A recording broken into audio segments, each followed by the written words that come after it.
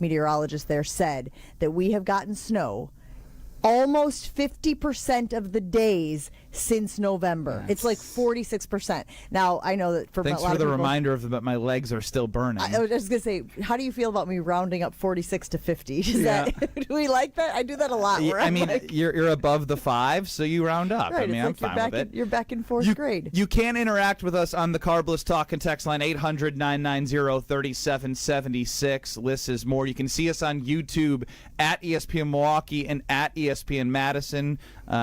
Maybe we're in Madison. I know we're live on ESPN Milwaukee, but I think the perfect place to start, as I heard the intro into this show, was just hearing, it wasn't specific plays, but it was big calls from the big broadcasters throughout the season of the past 2025 NFL year.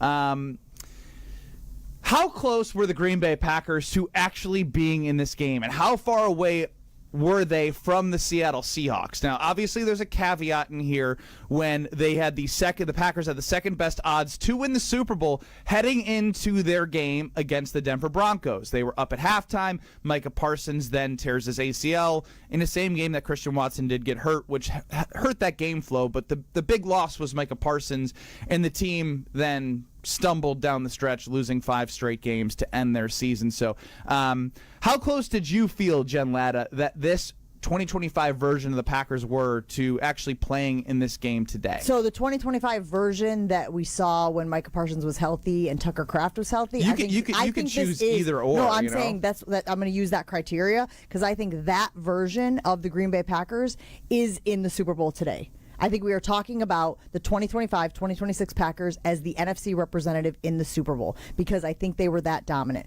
Assuming that Jordan Love continues the trajectory he was on, that he has the same season or better, again, having your number one offensive weapon on the field makes a big difference.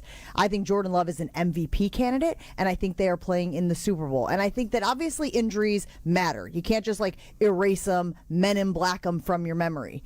But having the most dominant or one of the most dominant players, because obviously Myles Garrett still exists on your team, we saw what Micah Parsons could do for this defense. We saw how good these cornerbacks could be with Micah Parsons getting pressure up front and sort of giving them, I don't want to say days off, but at least plays off. Joshy, I don't think it's far-fetched to say that healthy, this team would be in the Super Bowl today representing the NFC. I have a hard time believing what I saw Matt LaFleur as the head coach do to the team and the way he managed late game situations throughout the course of the season.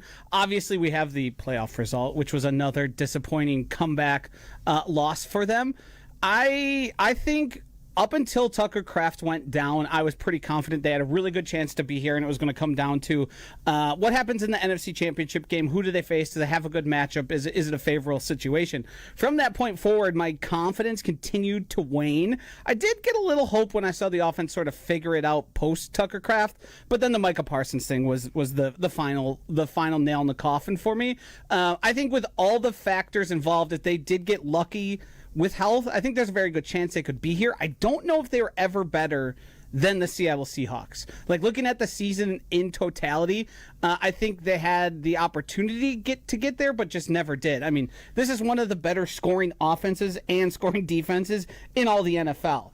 The only thing that held us back regarding this was Sam Darnold, and I thought Jordan Love was good enough to win a Super Bowl with the way he played this year, but I think all those factors, I still think the Packers are decently far away. Okay, so what I'm hearing from Joshy, Ben, and tell me if I'm misinterpreting this, is that Matt LaFleur, and again, we're talking about if the guys are healthy, if Micah Parsons is on the field, if Tucker Kraft is on the field. Joshy, it sounds like you think Matt LaFleur would have still kept them from getting to the Super Bowl. Yeah, let me jump in for Joshy for a second because we've talked a lot about Matt LaFleur over the entire year. One thing that stood out to me that you said, Jen, was even with Micah Parsons, you felt the team was dominant enough, if some things would have stayed status quo. When Micah Parsons was on the team, he did help win games, late in games, strip sacks when they needed the stop. But ultimately, when he was a part of the team as well, the same DNA that we saw in the last 2 games against the Chicago Bears, there had been times where the Bengals would come back, and then you had a game against Carolina, which Carolina's not a bad team, but they're not a good team. They come into your house and Rico Dowdle's running all over you. There was just so many instances from a leadership and culture standpoint where the Packers were teetering on great but never consistently were that.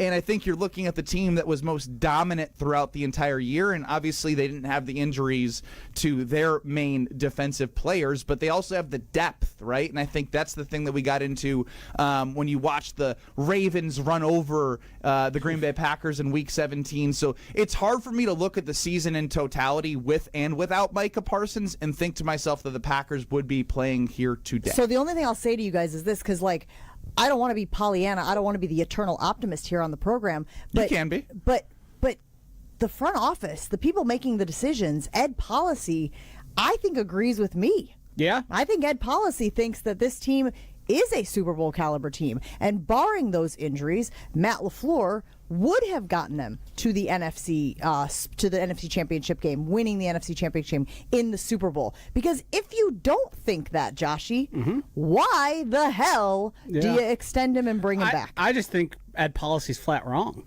I was going to say, Josh and I are just smarter than Ed Policy.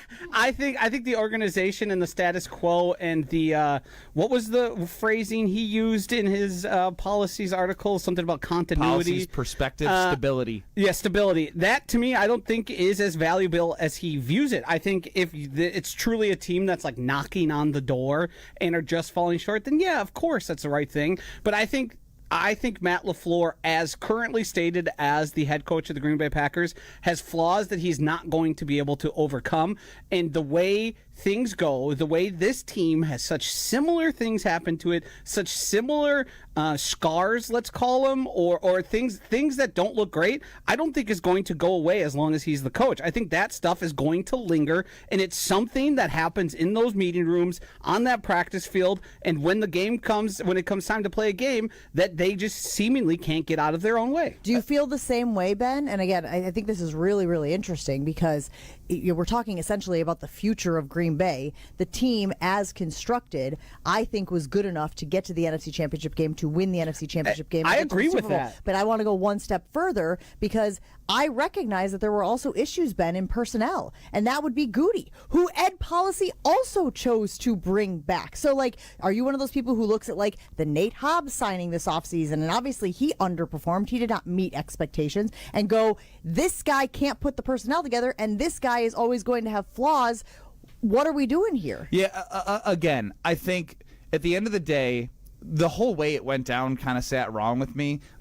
It only took a day for them to figure out the contracts. They're up in Kohler, having steaks at American Club and getting massages, getting pedicures. Everything's great in 1265. And I just think when you looked at the way that the last 4 years have gone, it hasn't been bad, but you have to ask yourself, is the way that it's been going good enough, right? Good enough to go towards what we are sitting here watching today. And if Goody's making the decisions and Matt LaFleur's coaching, you just have to ask yourself if you believe in that or not. And I think we have enough sample size for you to have an opinion on that. My read at the end of the year, specifically for Matt LaFleur, because we've kind of centered our conversation on that, and we can get to Goody as well, because he spoke at 12:30 on Wednesday. Said a lot of words, but you can take whatever you want from it. I like that you gave us the time. I mean, it was since Micah Parsons got traded, so I was like, for all of last week when I found out, I was like 12:30 Wednesday. In We're gonna find case you out. wanted to pop it into the DeLorean and go back in time, exactly to the at exact 12:30 moment that he spoke, it was at 12:30 Central on Wednesday. Whatever Go ahead, happens Ben. moving forward with Gutekunst talking post extension, I will be referencing 12:30 on Wednesday. You forgot the date already? Yeah, I already forgot the date. I'll get the date in my head. There was a feeling to me after the playoff loss against the Bears that 33% of people were good with Matt LaFleur coming back. And maybe those are people that, buy stock from the Packers and are just eternally optimistic. There was 33% of people that after that game thought it was unacceptable and Matt LaFleur should go. They sleep on it. They look at their Facebook post from the next day. They kind of feel like when you feel like and you make some bad decisions after maybe drinking too much and you all right, maybe I should, go back and rethink what I actually thought the day before. And then there was 33% that I still believe Matt LaFleur shouldn't be the head coach. And so it's a weird mix. That's a weird vibe for me to think about where this team is and be like, yeah, we're not going to change anything at all. The only change that's going to happen is people leaving for bigger opportunities, which is a good thing. You don't want to knock the Packers for having personnel, front office, John Eric Sullivan, Jeff Hafley, Sean Mannion. They moved on, but it's a slap in the face for Goody to talk to me about Rich Bisaccia as well and say they've made investments the last 4 to 5 years. Like, anyone with a brain can look at the Packers and know special teams have been an Achilles heel. The DVOA, where they rank non-DVOA, they have stunk. And so, like, that's the main part I took is like, yeah, like obviously Goody's not going to crap on the guy that they know they're bringing back, but it just showed I don't like to use the word stability. I feel like it's complacency. Where was the change that you feel like the Packers could have made to make this team a little bit better? Fresh ideas at offensive coordinator, moving on from special teams coordinator. Like, I know you don't want a lot of change when you're trying to build something, but if you're going to keep Matt LaFleur and he's going to be calling plays, you already are moving on from, like, in getting a new defensive coordinator. Could it hurt to move on from Rich Bisaccia? It definitely can't. So I just feel like there's a level of complacency, not stability. That's how I look at that word that was used. Well, again, I'm trying to be optimistic. I'm trying to trust Ed Policy because he is the captain now, right? And we want to sit here and say that the guy in charge knows what he's doing. He had the opportunity to move on from the previous regime, to move on from the head coach. And he crunched all the numbers and did all the analytics and all the, what did Fernando Mendoza tell me it was earlier this year? I can't tell you what he told you. It's like a matrix, an analytic matrix or something like that. I have to go back through my tweets, and he was telling me how he decided to go from Cal to Indiana. But I digress. Ed Policy did all of that and made the decision to stick with Brian Gutekunst and stick with Matt LaFleur. So he must believe that these are the guys who can get the Packers to the Super Bowl. Because why else would you keep them? Right? Continuity, schmontinuity. There's no continuity in the league. They make Teams the playoffs. Bopping, they make money. People aren't mad. Okay, I got to be honest with you, though, man. If that is the metric that they are using, if that's the metric for success, if that's the measure of success in Green Bay, then this ain't your grandpa's Green Bay Packers It's anymore. not, though. It's not. Tell me if I'm wrong, Josh. That's how I take it. You're closer to being like you're wearing the Packer hat. You feel the emotions. To me, it feels like they're fat and happy, and I don't like that. I don't know if that's necessarily where they're at. I think there is a degree of we treat success as being in the playoffs, and if you win a Super Bowl, you win a Super Bowl. I know the title town thing and the expectations, but I think with a sober mind, I don't think anybody in 1265 is really like, we need to be winning more Super Bowls. We need to, like, we've failed in this way. I think it's a lot of we understand what it is like to be and how injuries can affect the outcomes. They'll never say that. Goody treated that like it was a hot potato when people were throwing at him the idea of injuries affecting it. I think they view success and stability as one and the same. And as long as they are in the dance, they are part of the dance, that's good enough. Fun fall and fun summers from your Brewers and your Packers here in Wisconsin. It was Goody on February 4th, 2026, 12:30 Central Time, that I will be referencing for the rest of my life. I just don't buy it, guys. I don't buy that anybody up there is going, as long as we're in the playoffs. I don't buy that they think that. I think, obviously they think they're doing a great job. I don't think they're doing what they should be doing. Well, then if they don't think that, then what justification do they have for keeping everyone as is? That's what I'm saying. Yeah. So it sounds like, again, we have to look at the Ed Policy decision and say, okay, like, this guy had the opportunity to turn the page, right? Turn the page, close the book, and put it back up on the shelf and go, I'm going to go to a different store, right? Like, he had that chance. And he said, nope, we're going to maintain what we're doing because we believe wholeheartedly this will get us to where we want to be. Now, this might be where you and I are missing each other, Ben. If you think that Ed Policy, where he wants to be, is simply a playoff team consistently year in and year out, in which case I would say, then we have a problem. Well, it was just his first opportunity to do something as the president, and it felt very status quo of what they've continued. Didn't condition Matt LaFleur's contract on moving on from any of his staff. It was hunky dory. Sign on the dotted line. Let's figure this out. Let's give you a massive pay raise, and we'll figure it out. Well, I'm glad you said turning the page because we can talk about why they're not here, but I think this is a moment for figuring out how they can get there as well.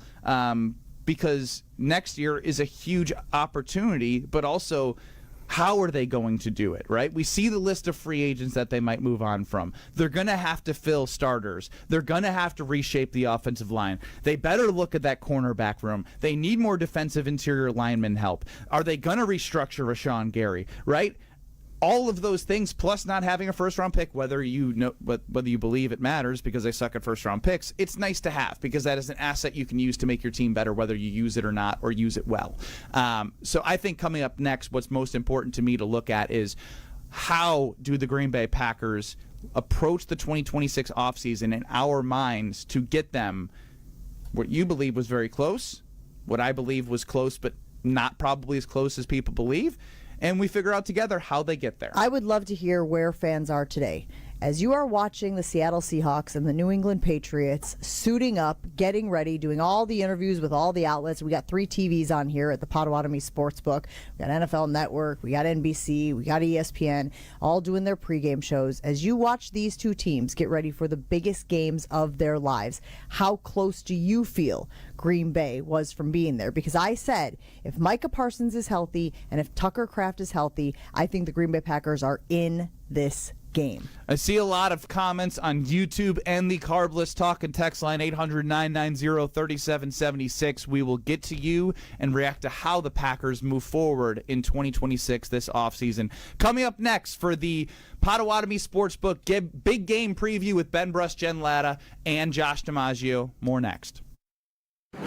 We'll be back with more of the Big Game Show coming up next on 94.5 ESPN, the ESPN Wisconsin app, and ESPN Milwaukee on YouTube. Half of American parents cannot afford diapers. This is WTMJ's Kristen Bry. This spring, WTMJ and the Milwaukee Diaper Mission are teaming up to change that. Join me for WTMJ Cares, Bowling for Babies, where we will raise funds for Milwaukee Diaper Mission. Join us March 7th at Village Bowl in Menominee Falls, where you can bowl with your favorite WTMJ hosts. Text BABY to the WTMJ Talk and Text line 855-616-1620 to get more information on how you can be part of our latest WTMJ Cares event. ESPN Wisconsin's Mark Tauscher, and if you're serious about getting more active this year, listen up. The Pickler in Menominee Falls is indoor pickleball, and it's for everybody, whether you're brand new or just trying to move more. Right now, they're offering free learn-to-play clinics every Monday and Saturday at noon. No experience, no gear. They'll teach you everything. So stop talking about your New Year's resolutions and go do something about it. Stop in at The Pickler in Menominee Falls or call the club for more details. Looking up at the Marquette banners brought to you by Saganiac Planning. Number 44 was the first number retired in December of 1961. Don Coe just didn't have to wait long since his last game was earlier that year. Still Marquette's all-time leading rebounder, and it'll stay that way till the end of time. And he did it in only 3 seasons. A side note, Coe just was such a great leaper that Dr. J picked him as the second best dunker when they played in a pro exhibition. Yes, Dr. J picked himself first. Network Health knows that good health knows no age limit. That's why they offer superior local health plans for individuals of all generations. Whether you're a young professional, a growing family, or enjoying your golden years, plan is designed to meet your unique healthcare needs. For more about Network Health's business, individual, or Medicare Advantage plans, call Eric Pearson, Saganiac Planning, 262-783-6161. Eric, 262-783-6161. Saganiac Planning, a name synonymous with employee benefits and top-notch service. Imagine working with a contractor that quits halfway through a project or never calls you back when you have questions, or worse, takes your money and you never see them again. Unfortunately, we hear about them all the time. Hi, this is Eric Brown, owner of Siding Unlimited, and Siding Unlimited is absolutely not that company. Siding Unlimited has been doing business for 32 years, proving to be an honest, ethical, and forthright company. If you're looking for the honest guys for your next siding, windows, roofing, and doors project, stop by sidingunlimited.com today. Wisconsin is still cattle country, and that's why Bunzel's chose to stay close to home to hand select the finest beef. Quality goes into everything they do, from Bunzel's expansive array of meats, homemade specialty sausages, and their award-winning beef jerky. It just isn't a proper holiday meal without Bunzel's top quality cuts on the dinner table. Tasting is believing. Visit Bunzel's at 90th and Burleigh or bunzels.com. Did you know Professional Construction Inc. has an in-house team of interior designers? We're excited to bring our expertise to you with our brand new virtual interior design program. Maybe you're not ready for a full construction project, but you are ready to refresh that outdated room. Our PCI design team creates stunning photorealistic renderings, a mood board, and a curated shopping list, all delivered to you in just days. For all your construction and design needs, visit professionalconstructioninc.com. It's ESPN Wisconsin's Game Night, so for Events by Design. Events like appreciation parties and retreats can go a long way towards boosting morale and retaining top talent. Events by Design is your go-to creative partner for employee events that truly make an impact. They help leaders retain top talent by making their people feel seen, valued, and celebrated. The creative team at Events by Design does all the planning and production, making sure things not only look great, but also work. Make a smart investment in your culture today. Search online, Events by Design. They design, you party. Welcome back to the Big Game Show on 94.5 ESPN, the ESPN Wisconsin app, and ESPN Milwaukee on YouTube.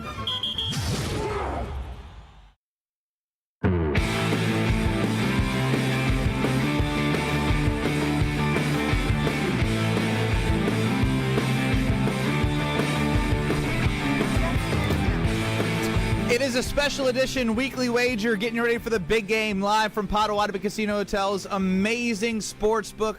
We've got snacks now. Wait, you know what that's from, right? No. That's from Goodwill Hunting. I did just notice Will say, mics are up, and immediately after you chewied us, we've got snacks now. When he's like, Will wants to go fight the guy who beat him up in kindergarten. Never seen it.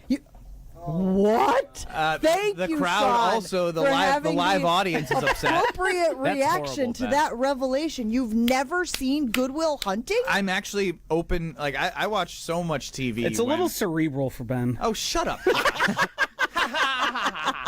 Got him. 800-990-3776 is the Carbless Talk and text line. What do you think of Goodwill Hunting? Additionally, we just talked about how close the Packers were to being in this big game. Could they have been Seattle? But ultimately, what has happened now is, what do they do next, right? Goody spoke to the media on February 4th at 12:30 Central Time, talking about the plan moving forward after his extension. Matt LaFleur's back. Rich Bisaccia, Adam Stenovich. You have Jonathan Gannon in for Jeff Hafley. But the offseason is Goody's. No first-round pick, some decisions to make in free agency, what's going to happen to the offensive line that had a very bad year from a Packers standard, 20th in pass blocking and pass protection for Jordan Love. So when you look at those things, what do you think Goody is able to do, and where will his priorities be? Offensive line, defensive line, cornerback. That's where I would put the attention. Do we all believe that the pass catchers are, again, Tucker Kraft is back on the field recovering from his injury. If they start using Matthew Golden, got to figure out what Romeo Dobbs' future is, obviously. Christian Watson is still a huge threat and target for this team. I feel good about all of that. The offensive line, I think they have the pieces. I think that continuity and consistency would really benefit them, but they have to start backfilling. Right? And they will. Again, if there was a bet here at Potawatomi Sportsbook, will the Packers take an offensive line with any of their picks in the 2026 NFL minus draft? 100,000. I was going to say 2 is probably minus odds. Yeah. Yes, they're going to. Yep. So that's where I think that they have to focus their attention. And look, we're not breaking any news here, right? I think that these games are still won and lost in the trenches. And when you have a talent like Jordan Love, you have to invest in protecting him, right, Joshy? Yeah, I totally agree. I think there's going to be quite a few offensive linemen. I think it's going to be largely a lineman draft on both offensive and defensive line. I bet they'll sprinkle in some cornerback just for depth. I don't know if they're going to use, and it's hard to say premium, one of their first 2 picks, which is in the 2nd and 3rd round, to take a corner, because I think, much to many fans' chagrin, they're much happier with the play of Carrington Valentine and Keyshawn Nixon than the rest of us are, which I said last year going into it, and I think there hasn't been a lot of change other than Carrington Valentine forgetting how to tackle to basically how those guys played. So In terms of the draft, I think that's going to be an avenue. I do think there is some opportunity for them to make some investments in free agency. There are plenty of opportunities cutting Elton Jenkins, cutting Rashawn Gary, restructuring Aaron Banks, and then signing some of those guys to a further extension, be it Christian Watson, Tucker Kraft. They can free up more money than you would expect, but they just have to be able and willing to pay the going rate for some of those spots. So I think this is going to be a much more active offseason than people anticipate heading into it. Yeah, I just wanted to mention, because we didn't talk about the potentials that might be leaving. Sean Ryan, who started at guard, moved to center, did more than serviceable, according to Jason Wilde, as I was listening in to Sunday Karma. Elton Jenkins obviously took a gamble on himself and moved to center. Well, he tried not to gamble. Tried not to gamble himself and kind of got made to do that. Yeah. Then you have Aaron Banks, who, believe it or not, is part of a discussion with how much you signed him for. These recent Packers free agent signings have been very heavy on first year in terms of they're going to be here, and they try and give themselves outs if it doesn't work out. The similar situation with Nate Hobbs when they signed him at cornerback, and then Rasheed Walker as a top 10 free agent at that left tackle position. So then you're looking at, knowing you have Zach Tom, is Anthony Belton going to be the right guard? Is Jordan Morgan finally going to play the position he was drafted to play at left tackle?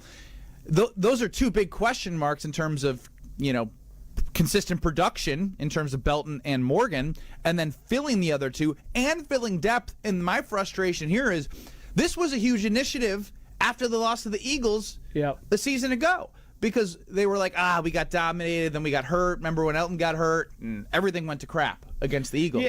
Then they brought in they made a ton of investment. That investment did not work out. It was two main things to me. I think the Zach Tom injury that plagued him pretty much throughout the course of the season. It felt like he was always dealing with something. There was multiple. The oblique early on. And then the fact that Aaron Banks wasn't very good, and then when he was he was barely on the field. He dealt with injuries a lot. And the Elton Jenkins move to center was an abject failure. That, to me, kind of caused a domino effect of all those pieces having to move around and it just not coalescing into a steady unit like we've become so used to. I think playing Jordan Morgan at every other place other than left tackle was a fool's errand that I thought we had figured out early in the season, and we kept trying and kept trying and kept trying, and it kept failing. Do you think it's because they've had so much success doing that with other drafted players? Yeah, Please stop cutting your steak. I tried to move my mic. In what world?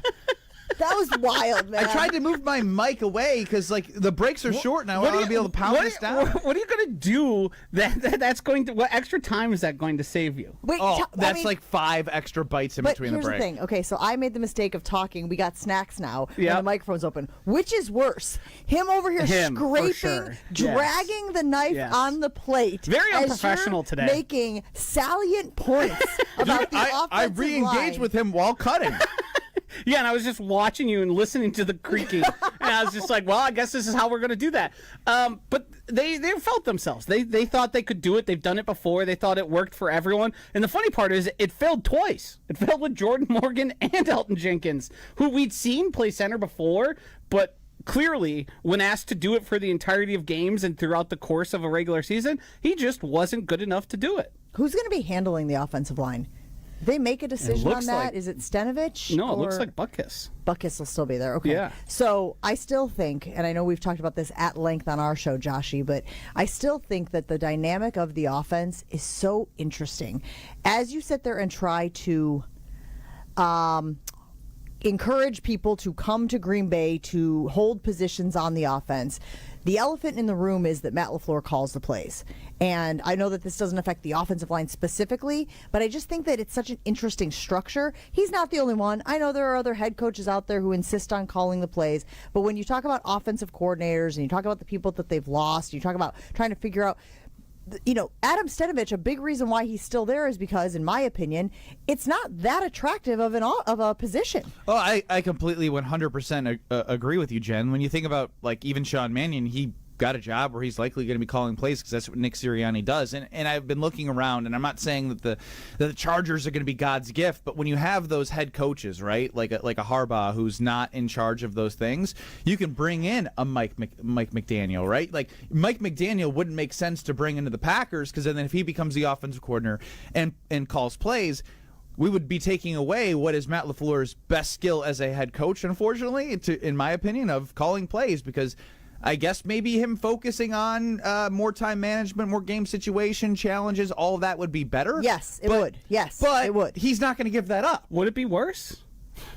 if he focused more on the stuff he's bad at? I don't want to go down there. We could go down there, but again, I think with Jen's overall point, it's not an attractive offensive coordinator position because you're not going to get your own opportunity to, sort of build your brand. So you can get opportunity if your team has lots of success. It's not going to be the guys who are the next in line necessarily. You sort of have to find a diamond in the rough, a guy who's not really being asked. Like some of those lower level, like Sean Mannion would have been a perfect guy to go from the position he was at as QB coach up to offensive coordinator, because that's a big promotion, even if he's not calling plays. Now, obviously, he got the opportunity to call plays in Philadelphia, but those are the sort of guys you need to find and you sort of need to mine for.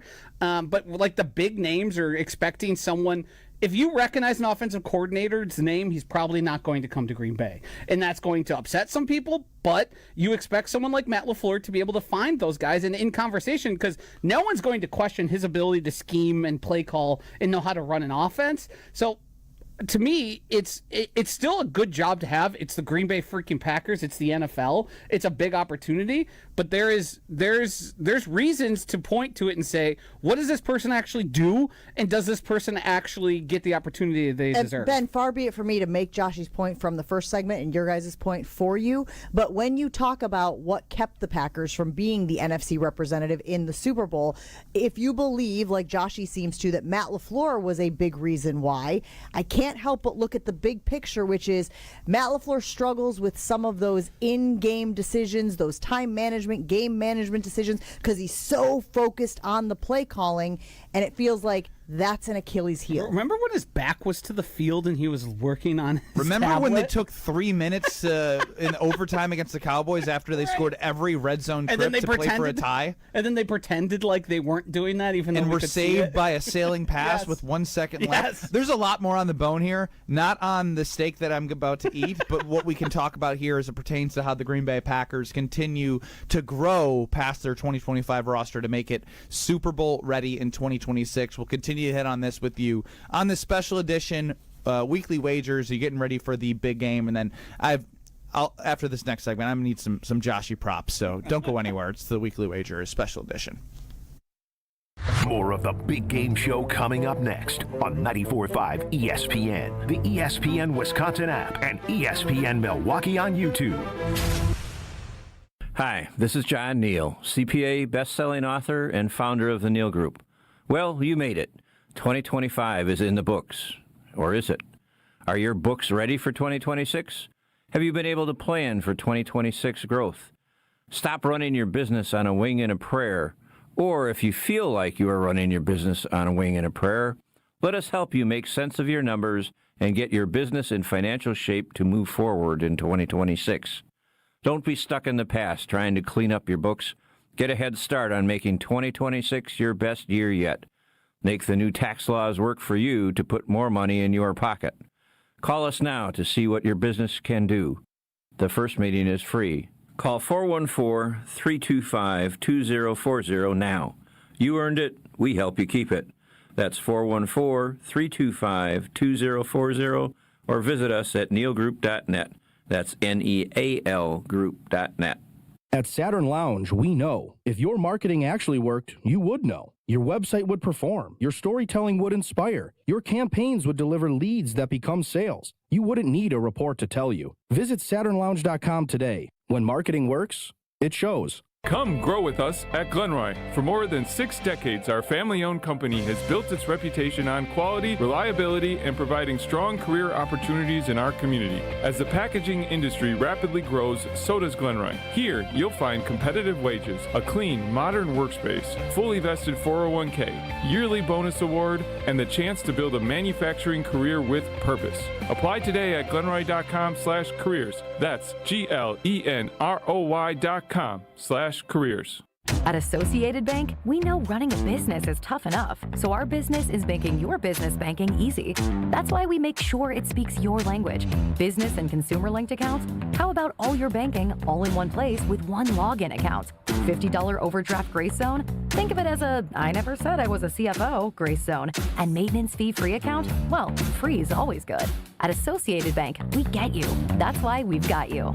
Learn more at associatedbank.com/YouGotThis. Member FDIC. Screaming Sicilian, more is amore. Screaming Sicilian, more is amore. Amore, pepperoni, amore, mozzarella, amore. Screaming Sicilian, screaming Sicilian. Screamin' Sicilian frozen pizza. More toppings, more flavor. More is amore. Don't think twice. Call Geist. Don't let a busted garage door get you down. Call my friends at Geist today. For 70 years, Geist has been the trusted garage door authority in Wisconsin. With brands like CHI and LiftMaster, they have doors for every budget and will even build custom designs to get your exact needs. For swift and reliable garage repair solutions, go to geistdoors.com. That's GEIS doors.com. You can also visit their amazing showroom in Brookfield, featuring hundreds of doors and openers and their custom design room. Don't think twice. Call Geist. The pursuit of fair wages and top-of-the-line benefits is achieved when the right union has your back. The Sheet Metal Workers Labor Union is extremely diverse, representing Wisconsinites working HVAC, architectural metals, welding, specialty fabrication, and much more. Make great living wages with outstanding benefits, pensions, and apprenticeship programs in trained, safe working environments. The Sheet Metal Workers Union is a leading force in the revitalization of the labor movement in Wisconsin. Start your Milwaukee weight loss program now to lose weight fast. Many lose 20 to 30 pounds in a month or two. Call for your free consultation. 262-235-3980. 262-235-3980 or online at MilwaukeeWeightLoss.com. Results may vary. Welcome back to the Big Game Show, live from the Potawatomi Sportsbook on 94.5 ESPN, the ESPN Wisconsin app, and ESPN Milwaukee on YouTube.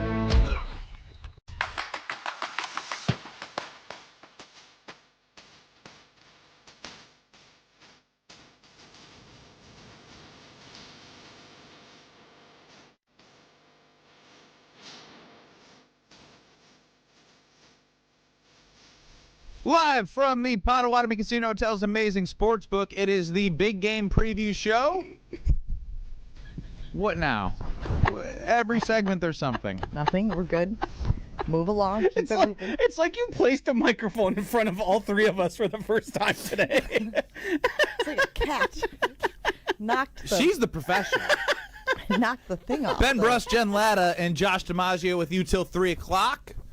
Everything you need to know will be shared with you today on ESPN Milwaukee's YouTube and, of course, 94.5 ESPN and the ESPN Wisconsin app. Get us on the Carbless Talk and Text line 800-990-3776. Now, the nature of our previous conversation was how do the Green Bay Packers move forward to be in this big game next year? We hit a lot of the offensive line. Rashawn Gary, interior defensive line, cornerbacks, that whole defense. What confidence level do you have after moving on from Jeff Hafley with Jonathan Gannon that they can, I don't want to say repeat their performance because I think there's an opportunity for them to take a step forward with Micah Parsons' second year. I know it's tough coming off the ACL, but he's one of those guys where he's a freak. Almost, I feel like he could be Adrian Peterson-like. I don't know if that's fair or unfair to a guy like Micah Parsons. You want me to start? Sorry. I was looking at the wings that Sean brought over there. I got a little distracted. Again, we're like children in here. Good look. Can't believe I had a snafu, so I can't talk. You're talking about the defense, Rashawn Gary, defensive line. How likely are they to repeat or improve on from what Jeff Hafley Corners, did? They believe in Keyshawn Nixon carrying Well, Josh, I think you got to start with what Brian Gutekunst said this week, which makes it seem like, and I know that there's that caveat of you can't believe everything Brian Gutekunst says because #Aaron Jones, but it certainly seems like these guys will be back. Yeah, I have a hard time believing after what we watched happen with Rashawn Gary that he is back. I think when you start questioning effort and it's visible to everyone, that probably marks the end of your time in Green Bay. Hold on. Let me just read to you the quote, okay? Oh, I heard it. I did think towards the end of the year he wasn't as productive as he was at the beginning, which, commentary, no bleep. Yeah, So certainly that will be something I'm sure he looks at personally, and we look at as a team. How can we continue to make sure that his production is the same at the beginning and at the end of the season? Wait, how could he look at it personally when he was interviewed during the end of the year and said he's playing great? Yeah. I don't know. I don't think. Now, we also have to caveat your caveat with Brian Gutekunst has lied to us about his intentions with players before, like flat into him, like weeks before he ended up moving on from them and offering them a deal. I'm sure they'll approach Rashawn Gary with some restructure and some taking away money and be like, oh, well, we just couldn't work out a deal. It's just you're just simply not productive enough. When you look at the numbers, the quick pressure numbers, all those numbers, he wasn't productive. I do think there is a good core to a defense there. I think Devontae White is a guy that is a difference maker. I think Edgerrin Cooper is a difference maker and only going to get better. And then I think if you look at all the safeties, because they've got 3 of them that play at the same time, there's all players there that you think can make a difference. And I haven't even mentioned Micah Parsons, who's one of the best players on planet Earth at football. I am skeptical of Jonathan Gannon, and not just because pew pew pew shots, lasers. Shoom. What are we doing? Play it, Will. I know you have that. It's on the JGC thing at the bottom there. It's shoom. What is a shoom? Oh, I thought Will was going to play it for us. Give me a moment. It doesn't sound like he's panicking. Shots. Yeah. I'm a little skeptical of him. I think he did a great job when he had really talented players pretty much all over the field. The other thing I'm skeptical about, and this is clearly a Matt LaFleur thing, he is very much a believer in the defensive coordinator he wants leading his defense is the bend, don't break, death by a million cut style defense. And I think in the NFL as it currently exists, a little more aggression is a little better off. I do think there are benefits to all of that, but when you see teams that bring pressure and cause chaos, it feels like those teams most oftentimes end up having truly difference-making defense.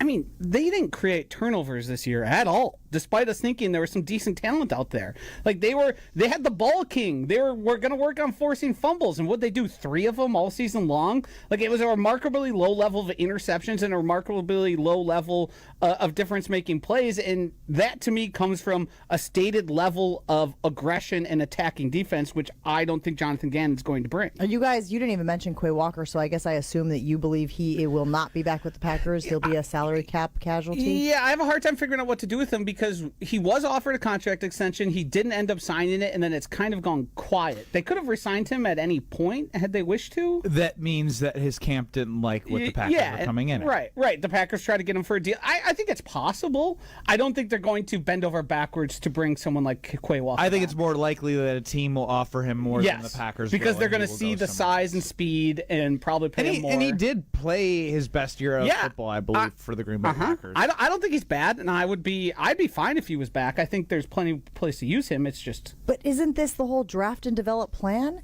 Isn't that what you're supposed to do? You're supposed to draft guys, develop them, and then when you have the opportunity, I understand.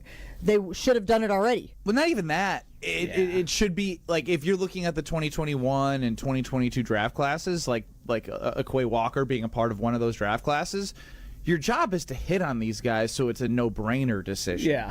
when you get into the spot where it's like, yeah, is it too much, or like, do we have to, do we not? That means you didn't hit the guy that you want as a core of your team moving forward. Also, you have a better opportunity to overpay a little bit for a guy like Quay Walker when you don't have a Rashawn Gary, when you don't give Micah Parsons all the money. Now, I'm happily paying every cent to Micah Parsons, but missing on Aaron Banks so far, Nate Hobbs, all that constricts you in a way where it's like, I'm sure if it wasn't assigning a dollar value to Quay Walker, they want him back. You just have to make the hard decisions of, is this guy a big enough difference maker where we'd really miss him? Like, I think a guy like Devontae Wyatt, if you pluck him off the team and don't bring him back, it's disaster city. We saw it. Right. But I think you also just mentioned a moment ago the aggressiveness, right? And we have seen some of these defense that have prioritized aggressiveness. And when I have seen Quay Walker, and again, there was an evolution at his best, he brings that level of aggression that you don't see from a lot of other guys. So that's the only part where it's like the shiny thing. I'm very attracted to the shiny thing right now. I think Quay Walker could absolutely be a piece that ups this defense, that elevates this defense, and yet I understand all of the points that the Packers are facing. I just think that you have to be willing to spend some of the money, right? And the Packers, unfortunately, have shown at times that they are not willing to spend that money. I think that Quay Walker would be somebody they should invest in going forward. If for no other reason, you saw the aggressiveness, and we talk about continuity, and I like that. Green dot, yeah. So, again, when we talk about the things that they need to focus on, it's not just going out and figuring out in the draft what you need. I do think that this is an element where they should, if I were making the decision, I would keep Quay Walker with the Green Bay Packers. I would pay whatever the free agent market dictates. As we sit here and sort of discuss all of this, doesn't it feel like they got together at the American Club and said, we did great, these players sucked? Maybe. Based on the amount of players they're looking to move on from. And it's not even, oh, goody, you drafted the wrong players. It's like, oh, they didn't do as we expected them to do. And they underperformed their expectations. Like, they all got together and said, it ain't us, it's them. Which is so interesting because isn't that part of the evaluation process? You'd think. Again, I understand that it is an Doesn't matter anymore. Science. He signed the extension. Well, but no, I'm not talking about Goody's evaluation process. That's what when I'm he's saying. evaluating these players, isn't his job to know if they are going to be able to maximize their potential? There was something very interesting that happened, and it was slight and sort of as a part of another answer. But Goody, when talking about what happened with some of the players, he said, we were frustrated with some of the usage and how they were, like how players were used. So he was implying, I drafted you good players, or I brought in good free agents, you didn't get what you're supposed to out of them. I think the big shining example with lights is going to be Matthew Golden. I think he looks at that and goes, what the hell was my coaching staff doing? Did you see that play? Why wasn't he on the field? What was that all about? And yes, he had injuries. It took Bo Melton and Malik Heath to be out. Yeah, and for him to get... There was some... what do we talk about? Coaching malpractice? No, I was going to say speculation that he was struggling with the playbook, that he was struggling to grasp the playbook. And so, again, this is all speculation. Right. This is not a report. No, I mean, Jason Woodley did bring up that Jordan Love in the middle of the season towards the, I'd say, second half of the season talked about, he's starting to pick things up. But, like, my thing and Joshy's thing that we would talk about a lot was, that's fine. He doesn't need to be in all the time, but he's so talented that you can create things for him, but that's not the way the offense is run. Right. And that's a frustrating part when you draft somebody of that talent and then don't utilize it. Yeah, and I do think as much as they won't use it as an excuse, like, I think if Barron Sorrell had him been able to stay on the field, I think that's probably a guy who they consider a difference maker at the end of the season. But injuries and all that, it just didn't play out that way. So I think there's a degree of, we had some bad luck, and I don't think my coaching staff did the right stuff. So here's what we got to do. We've talked a lot about the Green Bay Packers and how they can become a team that's playing in the Super Bowl, but K-Walk chimes in on the Carbless Talking text line. Some people are itching for props. Would you guys take the over on Rashid Shaheed receiving yards? Well, I don't know if Joshy's got that one, but he's got about 50 he definitely other saw ones. it, though. That we can confirm. Joshy saw every bet. Don't that save them. Don't get rid of all of them. No, I've got one that involves Rashid Shaheed here. It's one of my favorite bets of the day. Same game parlay, a little two-piecer. All right, K-Walk, don't go anywhere. Joshy's same game with Rashid Shaheed in it. Next. More of the Big Game Show coming up next on 94.5 ESPN, the ESPN Wisconsin app, and ESPN Milwaukee on YouTube. Whether it's live or in podcast form, you've heard us on air with all of our shenanigans. Gabe, I'm throwing some. Why are you throwing? I don't want. Now see your favorite 94.5 ESPN shows streaming on video. By me, by the way. I hit that microphone like 4 out of 6 times on that. Subscribe to ESPN Milwaukee on YouTube and get notified when we hit the air live. Plus, you can watch back any second that you miss and see original digital content too. Watch, listen, interact. ESPN Milwaukee on YouTube. Wisconsin Indoor Golf Center is teeing up the third tournament of the season with another can't-miss event and 1,000 in cash prizes up for grabs. Hey ESPN Milwaukee, this is Gary Ellison, inviting you to a two-man scramble at the iconic TPC Scottsdale, all played on Wisconsin Indoor Golf Center's spacious state-of-the-art simulator. Sign up now at wisconsinindoorgolfcenter.com. It's just $120 per team, and teams must get their round in by February 28th. Your chance to take on TPC Scottsdale starts today at wisconsinindoorgolfcenter.com. Make your next activation or event a slam dunk with Captivate Exhibits, your leader in transforming spaces and creating brand experiences that truly stand out and connect. If you can dream it, Captivate can design it, build it, and activate it. From trade shows and events to enhancing interior spaces like your lobby, history wall, or break room, Captivate Exhibits turns ideas into highlight reels. With over 32 years of award-winning experience, Captivate delivers every time, always beating the buzzer. Get started with your next big idea today at CaptivateExhibits.com.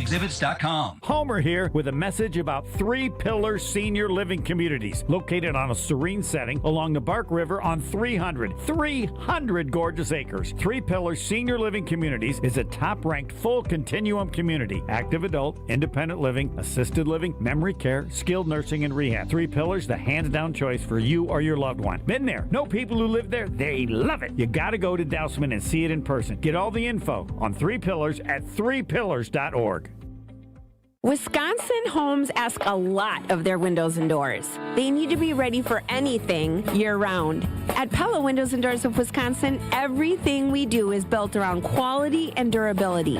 You shouldn't have to make compromises to ensure you're comfortable at home. So right now, take advantage of 0% financing for up to 4 years. There's never been a better time to experience Pella in person and get all your questions answered. Join us at the NARI Spring Home Improvement Show, February 13th through the 15th at Wisconsin State Fair Park. Book your in-home consultation at the show and receive a free Design Works rendering. From design to installation, Pella's local experts are there to guide you every step of the way, helping you choose the right options for your home, your style, and your budget. Thanks to 0% financing for up to 4 years and our 10-year limited warranty, you can feel confident in your decision long after installation day. PellaWI.com. Certain restrictions apply. It's 2/28/2026.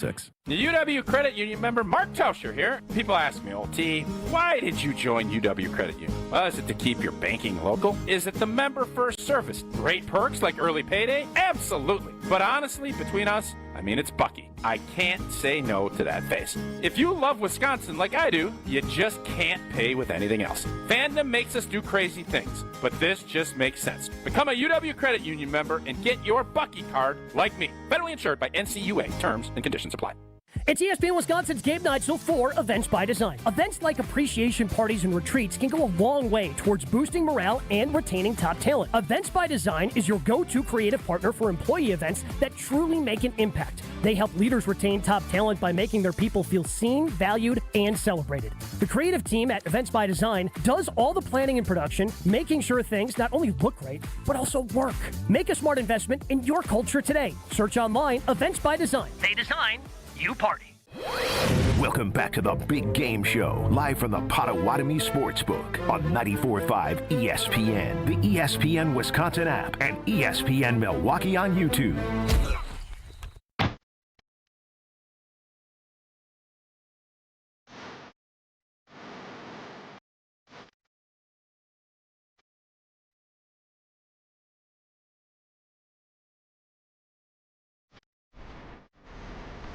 Ben Bruss, Jen Lana, Josh DiMaggio here with you until 3 o'clock.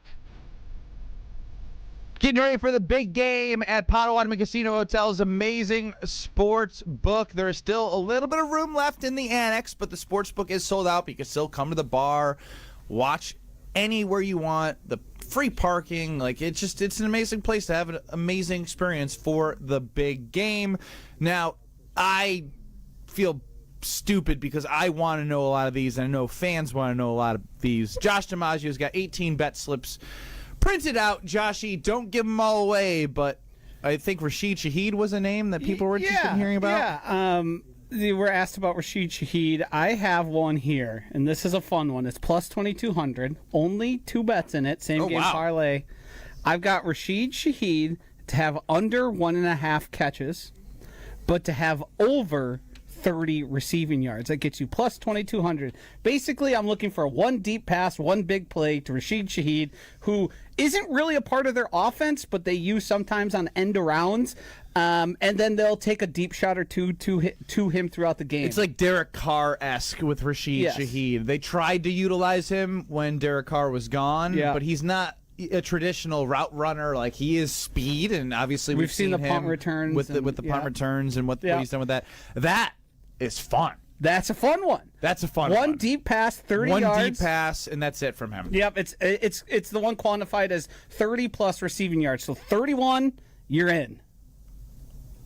All right, I wrote that one down. Do you want another? I've got more. Well, yeah. Here's a fun one. Everyone's going to be looking at touchdowns because we all love to bet touchdowns. I got a nice distant one here. It's Austin Hooper, first touchdown. The way I'm thinking about it is the Seahawks probably end up with a field goal. I've also got first point scorer Jason Myers. That is the kicker for the Seahawks. But Austin Hooper, they're going to have all these plays imagined, all this special stuff, and they're going to think, who aren't they going to account for? And that's the backup tight end. Austin Hooper, plus 4,000 for first touchdown. How much you wager on that? $5. Does that pay out? That would win you, I don't know the math. $200. Look at that. Yeah. Seemingly I gambled too much. Multiples of 5, guys. I know, but when you get in the plus 4,000s and it's 100 to win that, whatever you got to tell yourself. Then you got to do 5, which is not a 10. It gets complicated. It's still 5s. It's, I'm not asking you to multiply like 6s. Those are complicated. Well, did I hear you say $200, or did you hear me say it? I asked That's what I thought. Question. I mean, I'm not going to. What am I going to chalk to myself asking the questions? And I just put. Because some of these, I mean, I have a plus 6,600 here, a plus 5,000, plus 1,700. You can't really bank your bankroll on things that are 1 out of every 40 times they're set to happen. So you got to kind of just spread the wealth, and if you hit one of them, you have yourself a good day. I feel that way about some of the outcome of first quarter. Right, like first quarter outcome 0-0 maybe, or like there are times where you can bet 3-0 exactly. I also like to bet a tie at the end of the fourth quarter, a tie. That at Potawatomi today, I just had it in front of me. Like game, like the end of the fourth quarter, like the end of the fourth quarter. Gotcha. Tie. I gotta find that number, but I saw that earlier when I was scrolling through, like those type of things, like that are just kind of fluky, but could very well happen, especially when you have 2 of the top defenses in the league. You guys have already said that you're feeling the under, right? You like the absolutely. under. I've got a player prop quarter bet. Well, we got 2 hours, Josh. We got 2 hours. You think I have less than 2 hours worth of things to talk about? I was going to give you a whole 10 minutes. I'll just give you one.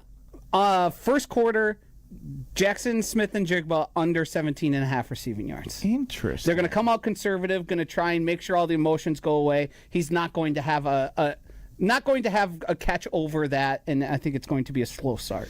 I do want to hit on the quarterbacks. So coming up next in 2 minutes, we will read the MVP award winner, which is obviously the first 2 there being quarterbacks. JSN is third at plus 500. I'll get to the odds for the quarterbacks, and I want to talk about the stupidest thing Sam Darnold could have done, and that's be somebody he is not. He is not supposed to have a cool hairstyle, and he took advantage of the Super Bowl barber, and it's going to be detrimental to the Seahawks, and I'll tell you why in 2 minutes. Come grow with us at Glenroy. For more than 6 decades, our family-owned company has built its reputation on quality, reliability, and providing strong career opportunities in our community. As the packaging industry rapidly grows, so does Glenroy. Here, you'll find competitive wages, a clean, modern workspace, fully vested 401k, yearly bonus award, and the chance to build a manufacturing career with purpose. Apply today at glenroy.com/careers. That's GLENROY.com/careers. At Saturn Lounge, we know if your marketing actually worked, you would know. Your website would perform, not just exist. Your storytelling would inspire, not fall flat. Your integrated campaigns would create impact, not excuses. There'd be no refreshing dashboards, no waiting on a report to explain what happened. It's time to generate quality leads and turn them into customers. Let's make it happen with Saturn Lounge, your marketing partner for clear, measurable results. Visit us today at SaturnLounge.com. When marketing works, it shows. Experience hot gaming action and a relaxing spa day. Your perfect winter getaway at the island. Book a stay and float package to get both a standard room and a rejuvenating 60-minute float pod therapy session for less than $100. Complement your stay with an elevated dining experience at Horizon Steakhouse and fun on the gaming floor where big wins wait for you. The Island Resort and Casino's stay and float package runs through February. Call 800-682-6040 to book yours today. Certain days and restrictions apply. Looking for a delicious meal without breaking the bank? Cousin Subs has you covered. Our $10 meal deal gives you a 7.5-inch ham and provolone, turkey breast, or veggie sub piled high with fresh hand-sliced ingredients, crisp veggies, and all your favorite toppings. Add a bag of chips or regular fries, a fountain drink, and a cookie, all for just $10. This deal's available online or through the Cousins app only. And you can enjoy your meal at home, at work, or delivered straight to your door, hot and fresh. Cousin Subs. We believe in better. Available at participating locations. Offer subject to change. Hey, this is Homer. You're listening to the home of Marquette basketball. 94.5 ESPN is WKTI and WKTI HD Milwaukee. A locally owned Good Karma brand station. We started this journey back in September through long Sundays and a wild 2025 season. Big gain down the sideline. Oh my gosh. Hit from behind. Ball is out. He brought it in. That's a touchdown. All leading to this moment. One game, one moment. Everything on the line. From Gatorade colors to rushing overs. This is the Big Game Show. Now broadcasting live from the Potawatomi Sportsbook. Here's Josh DiMaggio, Jen Latta, and Ben Brust.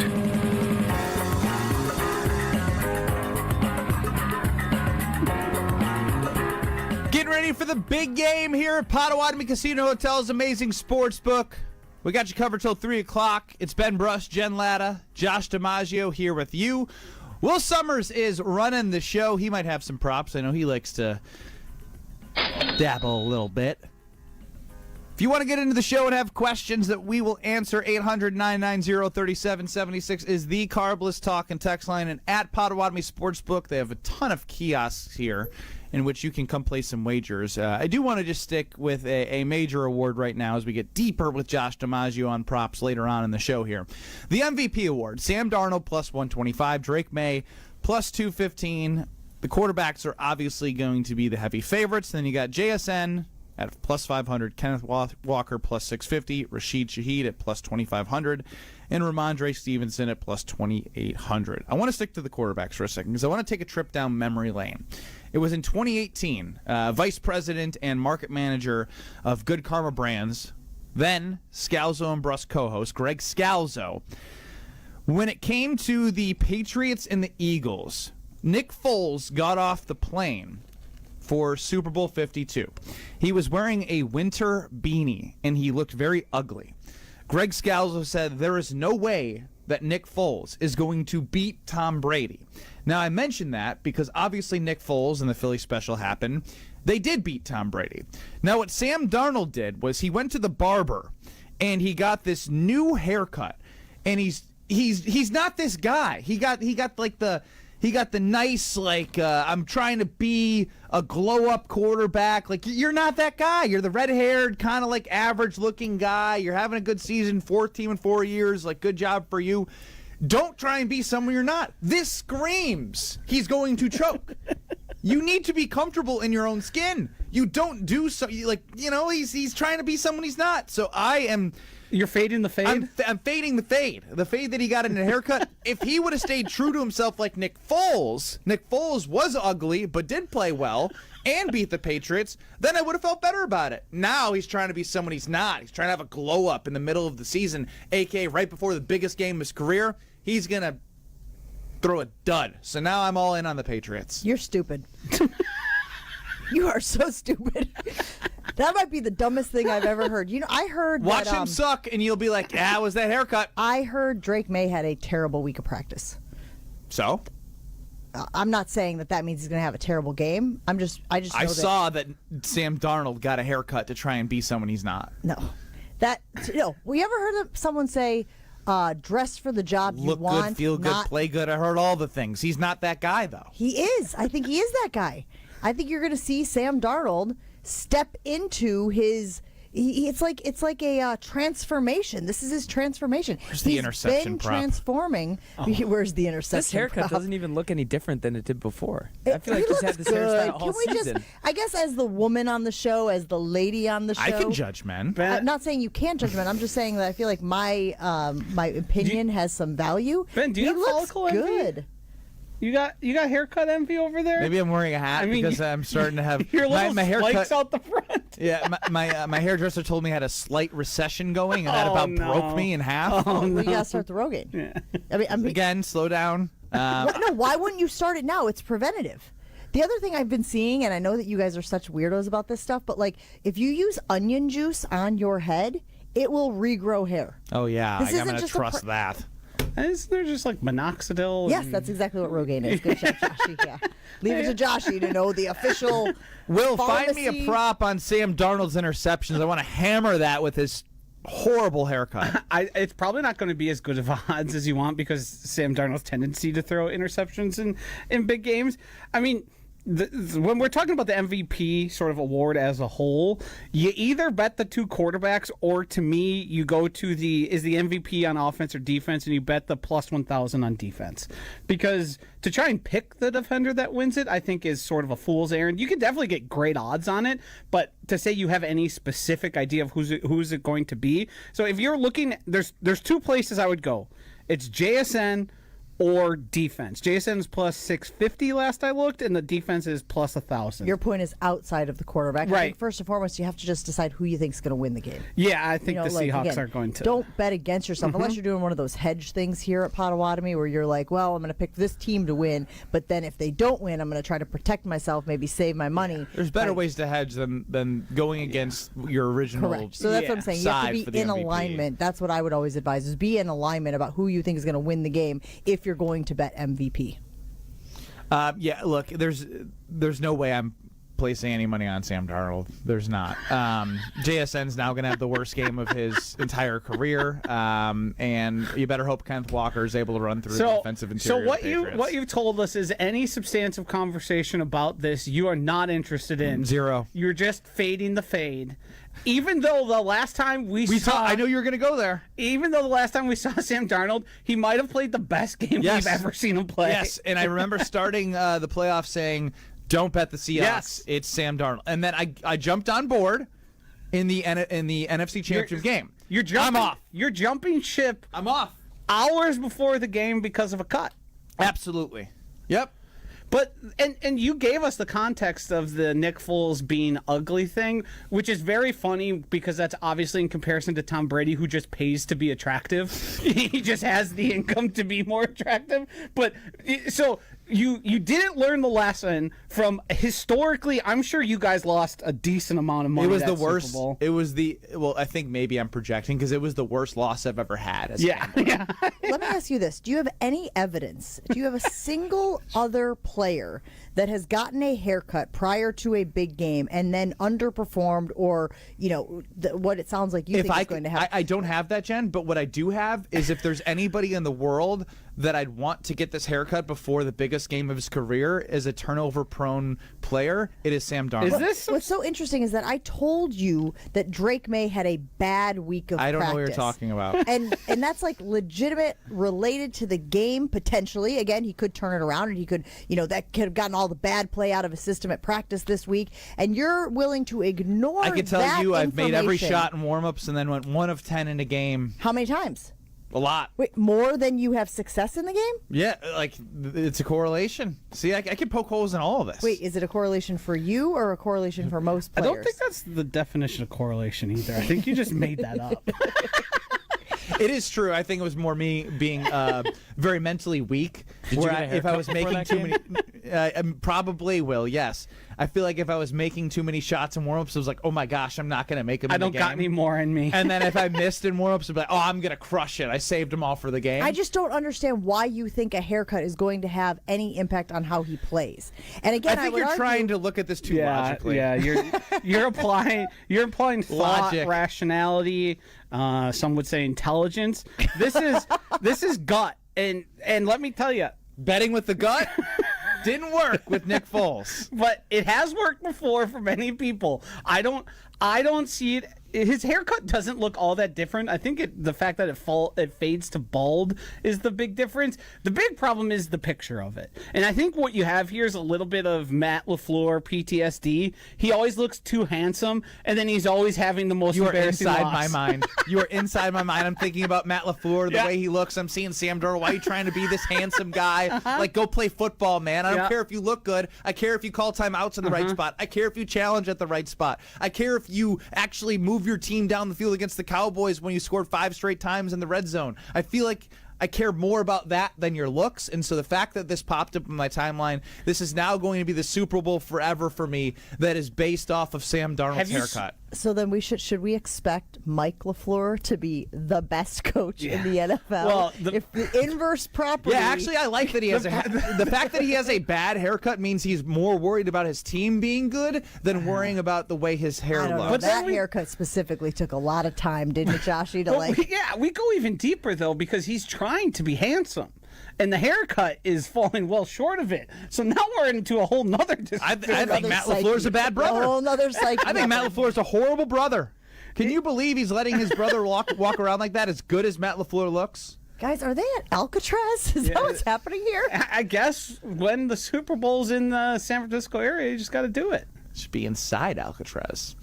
That was my aside for today. I did want to get that off my chest that all of my biases towards Seattle will now be that I don't believe in Sam Darnold. Be prepared for a 2-interception game because he is trying to be someone And I know he's that not. this gets used a lot, you guys, but now we are absolutely in the Billy Madison scene. We are all now dumber. Yeah. You can say that, but wait until the results of the game before you say it. Even if those results happen, they no. have nothing to do with how the man has styled his hair. As someone who played at a high level, I can tell you is now dumber for having listened to it. What, Josh? What sort of what sort of experience are you pulling off of that? In the Final Four, I got a haircut and I tried to be cooler. I rolled my shorts differently and I didn't play as well. So yeah, I'm gonna connect the dots however I can. You're the guinea pig for this? Yep. Again, I'll be texting you guys when Sam Darnold sucks and the Patriots win. Is that what you think's going to happen? Are you telling us your outcome of the game? I think Seattle's going to win if we're doing that. Yeah, everyone does. I'm fading the public too. 60% of the bets are on Seattle, so I'm surprised I do it's wanna only make that. 60. Well, I do want to learn if we can get some information from Potawatomi Sportsbook from a local standpoint, where the bettors in this area are coming in. I think Austin is going to join us at some point. He is the sports director at the sportsbook here. What do we think and of manages- Cooper Cup's look? Thank you, Joshy. We're right there. He's going to have a horrible game. See how ugly he is? Real insight, real information, real props coming up next as we prepare for the big game at Potawatomi Sportsbook with Ben, Jen, and Josh. We'll be back with more of the Big Game Show coming up next on 94.5 ESPN, the ESPN Wisconsin app, and ESPN Milwaukee on YouTube.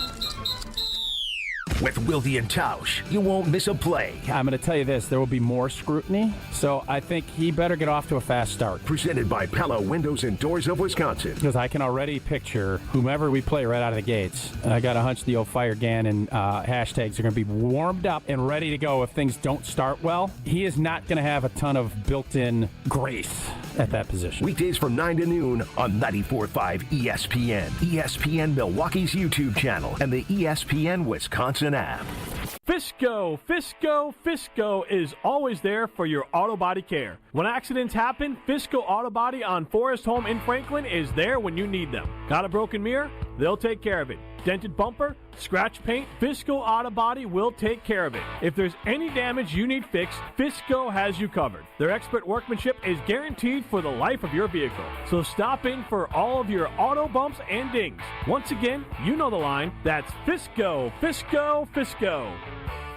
Why DIY your frozen pizza toppings when Screamin' Sicilian already went over the top for you? We're talking whole milk mozzarella, heaps of premium meats, a mountain of veggies. Screamin' Sicilian is frozen pizza stacked, no add-ons needed. Mamma mia! Screamin' Sicilian, so loaded with toppings, it's almost cheating. Find Screamin' Sicilian in your local grocer's freezer section and taste what all the screamin' is about. If you're into muskie fishing, the Muskie Expo is the place to be this coming weekend, the 13th through the 15th, where you'll find an excellent assortment of everything muskies, held at the Washington County Fair Park. Find out more at muskieexpo.com. Drivers who switch their home and auto with Progressive could save money and time. Other things try to do this, but they really don't. Like the touchscreen at fast food places. It's not like you save time because it takes you longer to use a touchscreen than, I don't know, someone who works there. And another thing, you'd think it would save money because they're not paying a cashier, right? But no, same price. Also, why is there an option to tip? Who am I tipping? Exactly. Anyway, even if you can't save money and time with some things, you could with a Progressive home and auto bundle. Progressive Casualty Insurance Company affiliates and other insurers not available in all states or situations.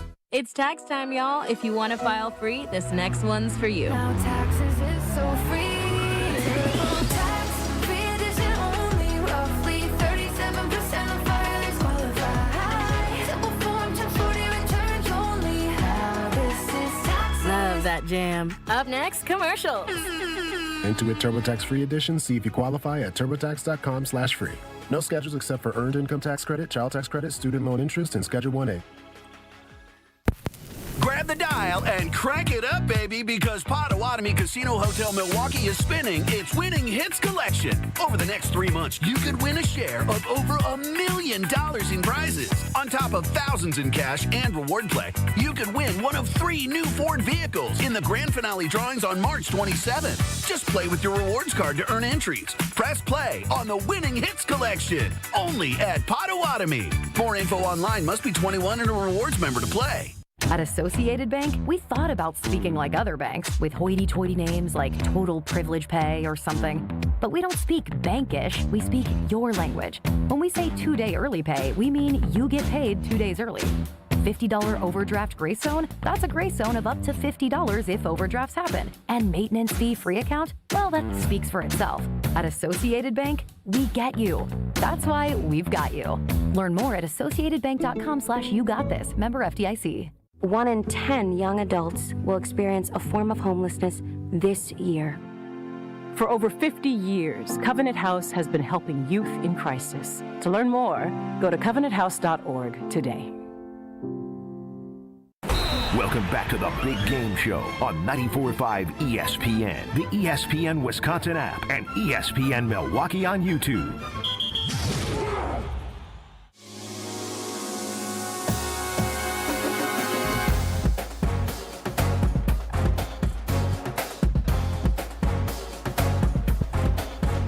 Getting ready for the big game at Potawatomi Casino Hotel's amazing sports book. It's Ben Bruss, Josh DiMaggio, Jen Latta with you till 3 o'clock.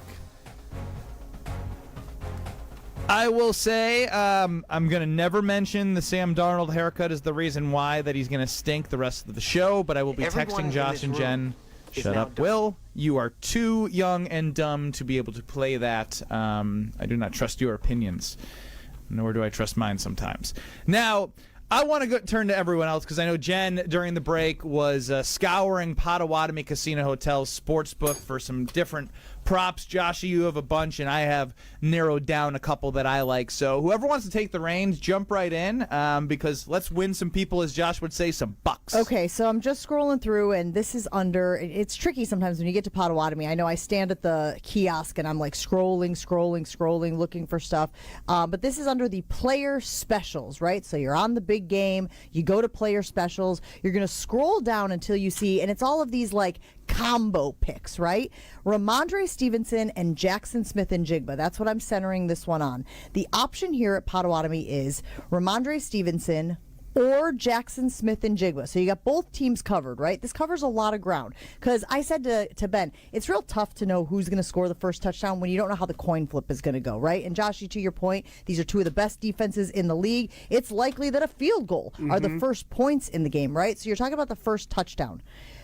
Plus 320 for either of those guys. to have the first touchdown. So you got the Pats represented, you got Seattle represented, plus 320 for Ramondre Stevenson or Jackson Smith-Njigba to score the first touchdown in the game. Now, I recognize that there is a caveat there, in my opinion, of Stephon Diggs. Because I think Stephon Diggs could also be a guy who scores the first touchdown. But if you like a Stephon Diggs anytime touchdown, you got plus 245 here at Potawatomi. I think Stephon Diggs is going to find the end zone. I like a plus 245 for Stephon Diggs. Those are the two that I just saw as we were in the break, Joshy, and I know you've got a ton more than that. What's interesting about this game in specific is how condensed both of these offenses are. There isn't a whole lot of action that goes to these other guys. You'll see Cooper Kupp have a few catches here and there. You'll see like a guy like Kayshon Boutte have a nice deep catch, maybe get into the end zone. But when it comes to the way they run their offense, we know Ramondre Stevenson's going to be a massive part. We know they're going to sprinkle in Travion Diggs. And then Henderson. Yep. You got a little Diggs mess up. And then you'll see them sort of Josh, you said you jumped all over them. Spread it out in terms of the pass catchers. Everyone has a little bit, but nobody really steps away there. So it's hard to get real confident on any of their pass catchers.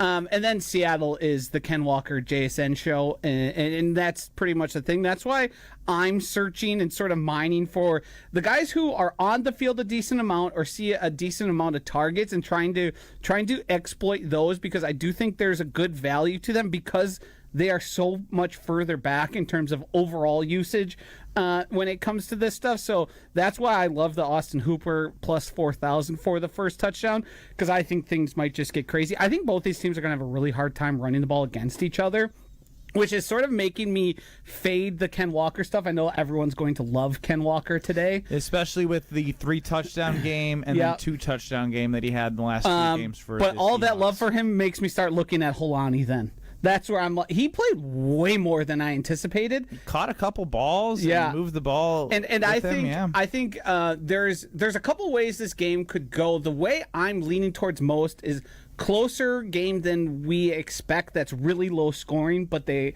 Seahawks ultimately win, or it's a Seahawks rout where they're absolutely on top of it. I've got one prop bet here. It involves touchdowns, Ben, Jen. Where's this in the ranking of favorites? This one's pretty decent because it's plus 6,600. Oh. So, but George Holani, 2 touchdowns plus $6,600. I mean, plus 6,600. That to me, 2 touchdowns. 2 touchdowns. The way they get there is basically they use him in and around the end zone, or they're in a blowout game and they're just giving the ball to Holani because nothing really matters and we're having a fun time. As a fade Sam Darnold guy, I can't get behind the George Holani bet because I can't even see a garbage time touchdown with Sam Darnold at quarterback. You can't fathom it. The highest scoring offense all year. Can't imagine. Yeah, it's because the defense set them up with so many short fields with all those turnovers and can't fathom it. I just like Ramondre, and I know Josh, you feel similarly, or at least have throughout the year, because he can catch the ball and run the ball. I do like when you mention Ramondre from the catching and running standpoint. Like Travion Henderson is an interesting one because he's not going to get the goal line carries, but if he does get a touchdown, it's going to be like you go all in on him. If you bet his over rush yards.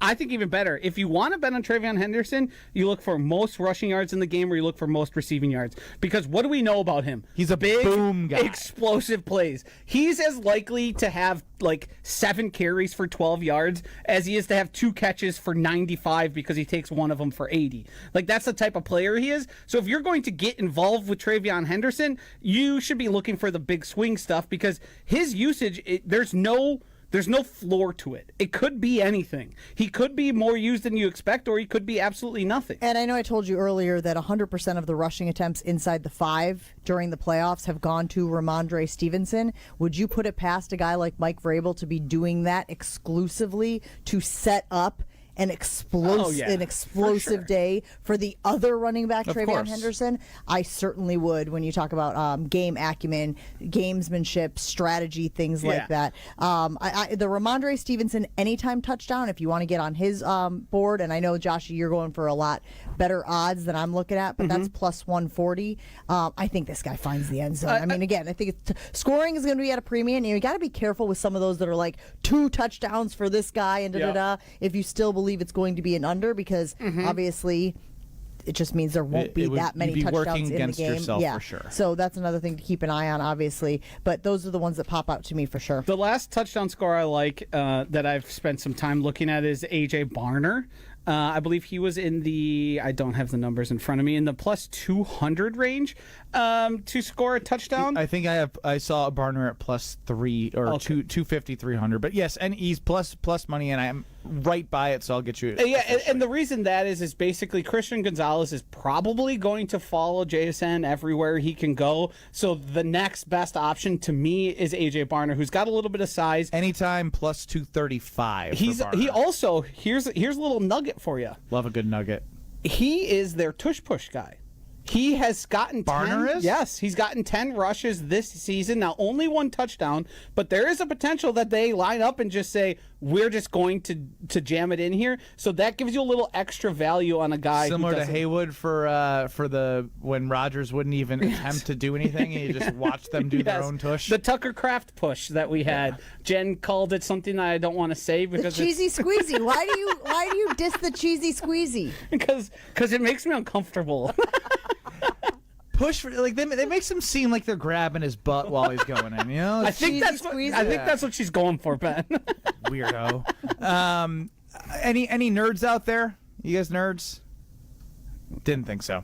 There's a scoregami prop. Oh no! I love Plus scoregami. 2,000 if there's a scoregami. Minus 10,000 if there is not. It's like scoregami was built in a lab for me to have something to hate.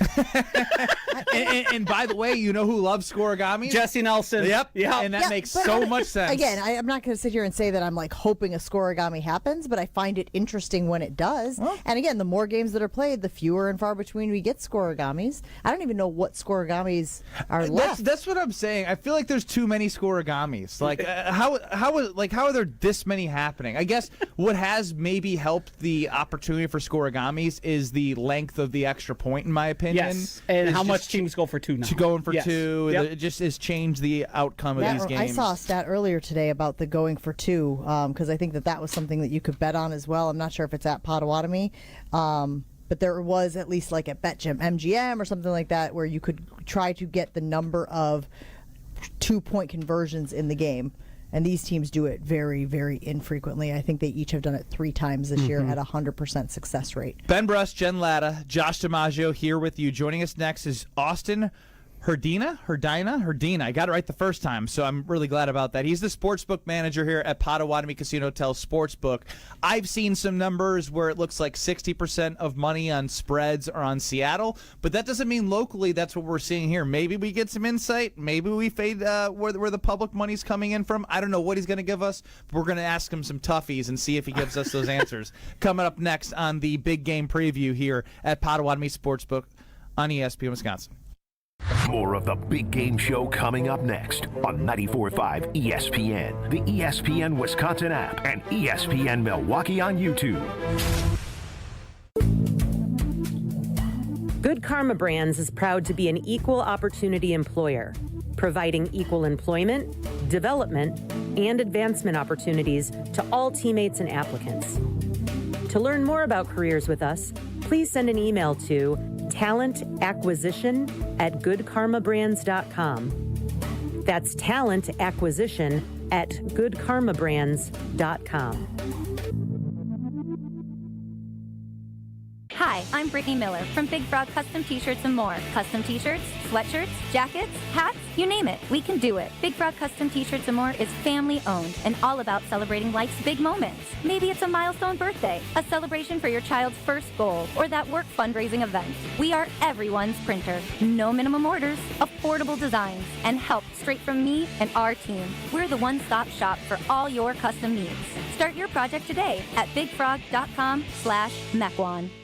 It's ESPN Wisconsin's Game Night Show for Events by Design. Events like appreciation parties and retreats can go a long way towards boosting morale and retaining top talent. Events by Design is your go-to creative partner for employee events that truly make an impact. They help leaders retain top talent by making their people feel seen, valued, and celebrated. The creative team at Events by Design does all the planning and production, making sure things not only look great, but also work.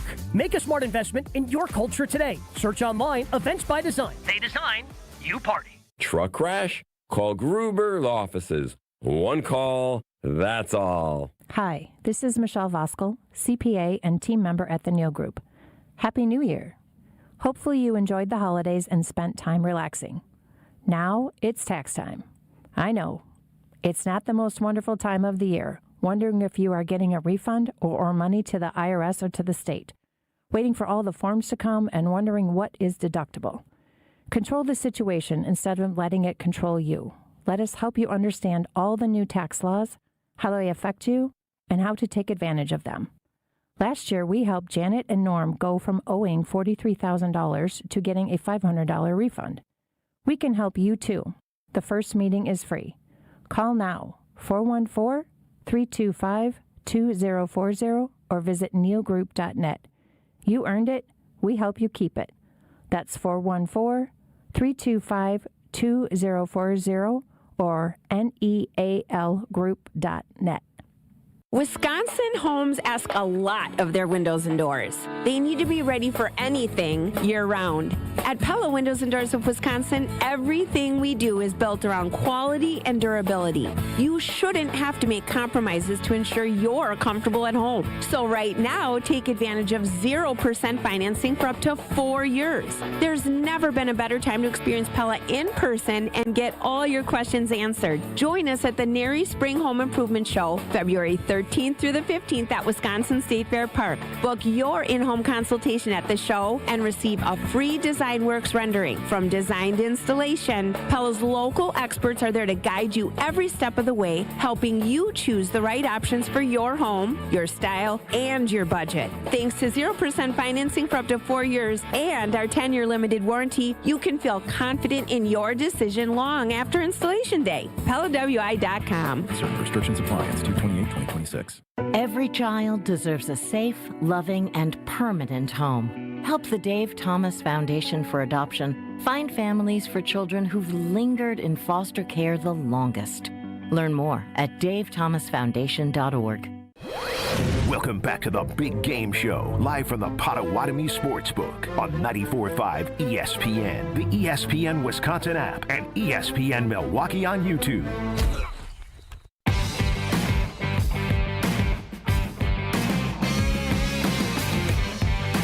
Getting ready for the big game at Potawatomi Casino Hotel's amazing sports book. Stop on by the Annex where there's room, there's drink specials, tons of different kiosks for you to place bets. 1,200 different bets here at the kiosk for you to look at and take a gander. And we've dove a little bit into them. We're going to get deeper with Josh and DiMaggio.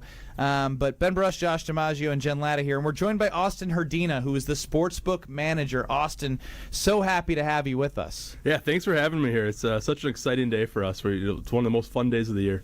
I like to know where the public is. Yeah. Are you able to share what internally you have here to give an edge to those listening if they want to utilize it? I got some notes here. Seahawks money line and Seahawks -4.5 are getting hammered.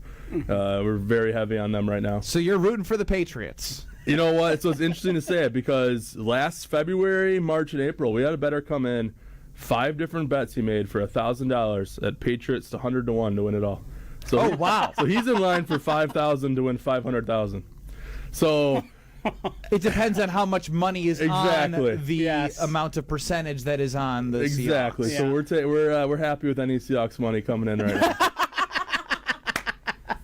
God bless that soul. In addition to the team action that you're seeing, any players popping? Are you seeing a lot of people who are interested in one player in particular? Is this real time, by the way? I see you looking down. Oh, I'm just looking at some notes I got. Notes.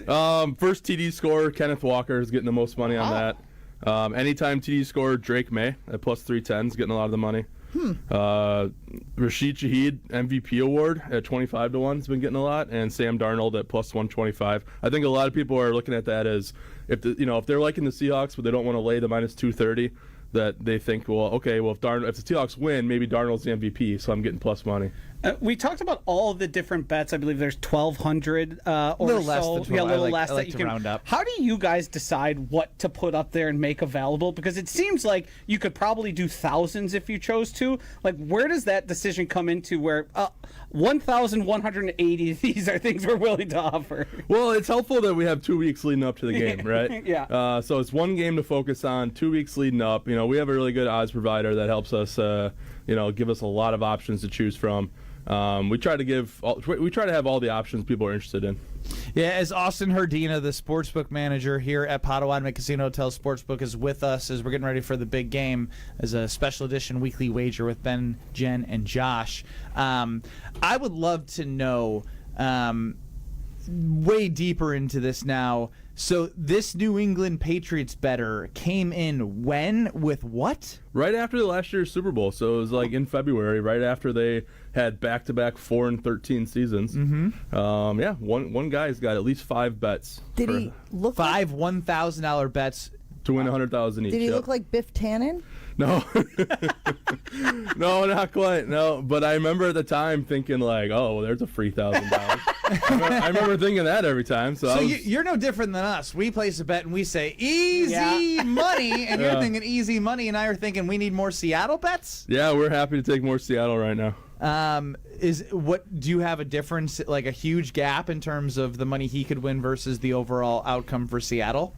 Right now, if the best case scenario for us is if Seattle can win by 1 through 4, then we just kind of get both sides. Yeah, exactly. The Patriots bets lose, and then the Seahawks. Most people are betting the Seahawks spread. They're not necessarily going on that money line.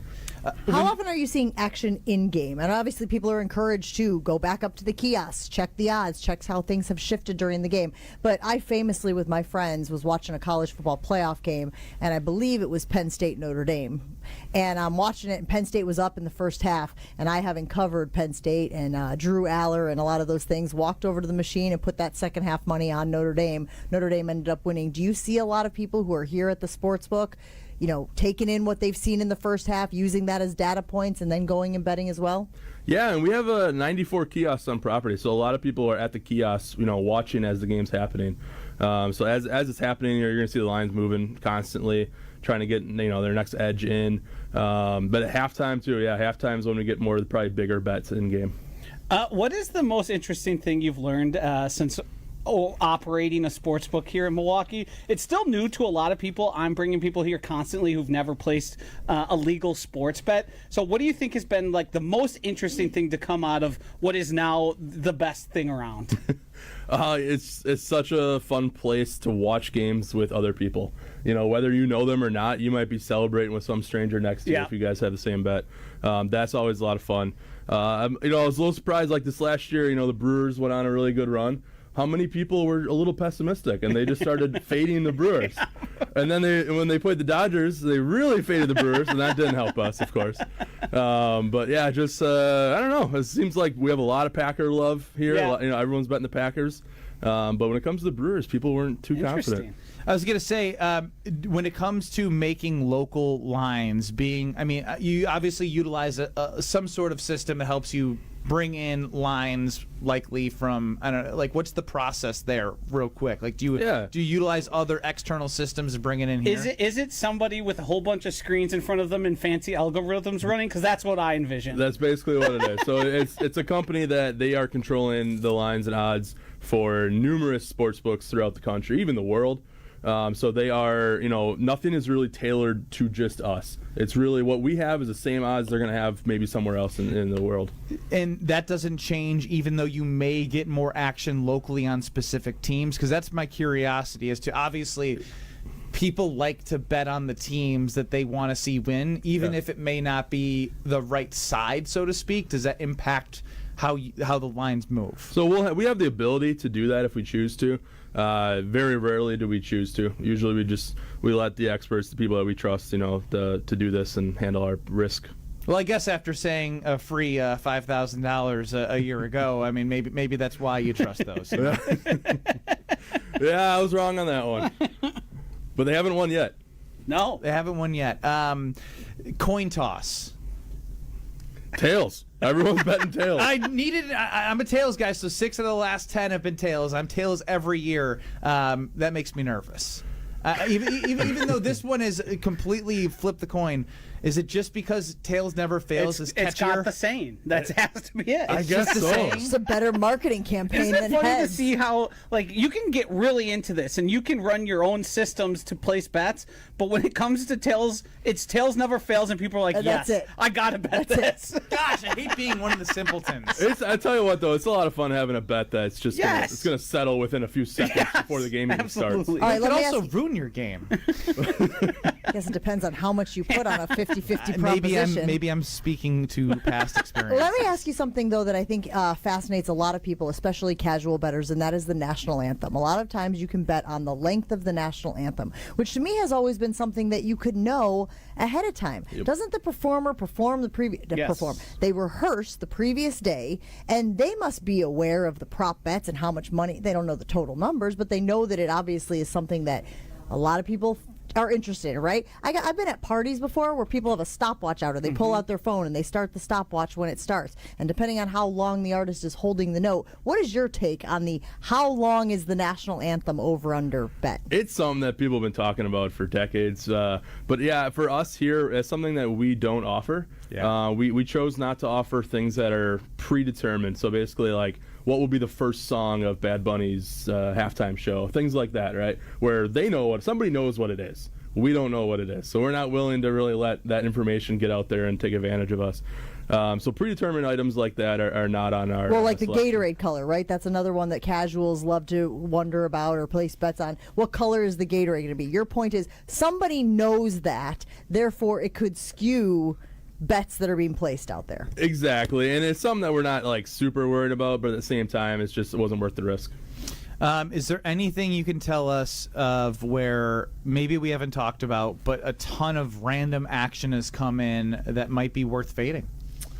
We just talked about. I heard you guys talk about 2-point conversion attempt. Like, a lot of people are betting on that there will be a 2-point conversion attempt. I think Here are the numbers. Either team to attempt a 2-point conversion right now is plus 138. A successful 2-point conversion by either team is plus 305. people are hammering those. Yeah, we've got a lot of money on those.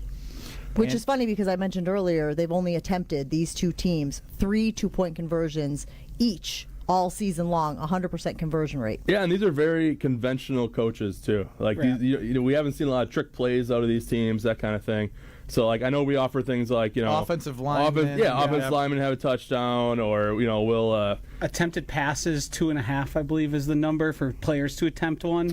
Quarterback to receive, to have a reception. Yeah, so I mean, people are betting some of those, but you can see the odds are plus money for obviously plus money for big plus money on some things, and then even like just to have a 2-point attempt is plus money. I feel like in a regular season game that's probably a lot different.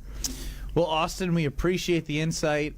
So happy to be here to get everyone ready for what you have to come here at Potawatomi Sportsbook. I know the Annex has a little bit of room left if you want to come and enjoy some beer specials. The bar's open. You guys got a ton of different places. As you mentioned, the 90-plus kiosks if you're looking to live bet. So many different things for you at Potawatomi Sportsbook to enjoy here for the big game, and we appreciate you joining us. Thank you for having me, guys. Yes, that is our guy, Austin, the sportsbook manager, or as Haley, our great friend, said, sportsbook management guy thing-majiggy. Happy to have you, and we will be diving into more props throughout the day. And don't go anywhere because Josh DiMaggio is going to fire his favorites coming soon.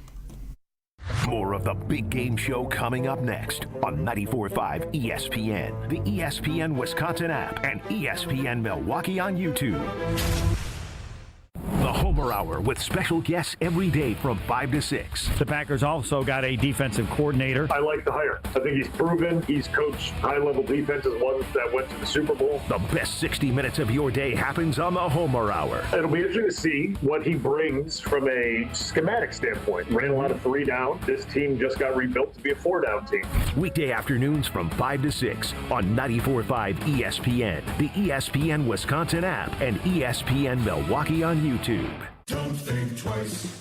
Call Geist. Don't let a busted garage door get you down. Call my friends at Geist today. For 70 years, Geist has been the trusted garage door authority in Wisconsin. With brands like CHI and LiftMaster, they have doors for every budget and will even build custom designs to get your exact needs. For swift and reliable garage repair solutions, go to geistdoors.com. That's GEIS doors.com. You can also visit their amazing showroom in Brookfield, featuring hundreds of doors and openers and their custom design room. Don't think twice. Call Geist. Brewers mini ticket plans for the 2026 season are available now with 6-game, 12-game, and build-your-own plan options. You can pick or build the best plan for your schedule, whether you're gearing up for tailgates under the sun, the thrill of the home runs, or the eruptions of walk-off wins. Brewers mini plans have you covered for the 2026 season with specially discounted ticket rates and more exclusive perks in each plan. Check out all the mini plan options available for 2026 now at brewers.com/ticket plans. Screaming Sicilian, more is amore.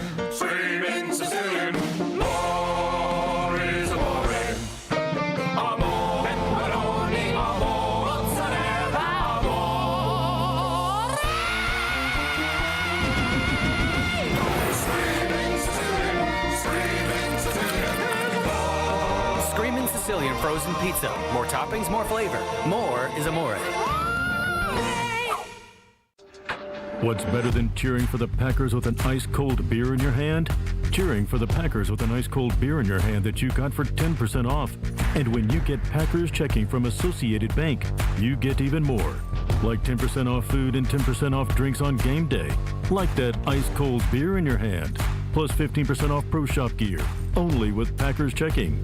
Associated Bank. Bank of the Packers. Learn more at associatedbank.com/Packers. Member FDIC. Ben Brust here, and let's cut the crap. I've been sold a lie with sportswear, too. You pay a fortune for big-name gear, a fancy logo, a slogan, and it still stinks. Iron Jock doesn't play that game. Silver ion technology is woven into every thread, killing 99.9% of odor-causing bacteria. And now, through February 10th, our listeners can get 40% off all Iron Jock orders over $50 with the code SUPER40. Shop now at ironjock.com. That's ironjoc.com. Selling your home during winter may surprise you. Serious buyers are still out there and often more eager to move. Homes get strong offers this time of year, and with less competition, your listing can really shine. I'm Tony Wendorf with Tony Wendorf & Associates, powered by Keller Williams. And I'm Lindsay Bendler. Our team leads with faith, gratitude, and giving back, donating over $200,000 to local causes since 2020. Tony Wendorf & Associates is ready to get to work for you with our white glove selling experience. Just search online, Tony Wendorf. A real estate team that always leads with faith and gratitude. Tony Wendorf & Associates. Many wins. Many wins. Waiting at Potawatomi Casino Hotel Milwaukee. This February, you could break the bank and get down with a share of $300,000 in prizes. Bust out your rewards card and play to earn entries.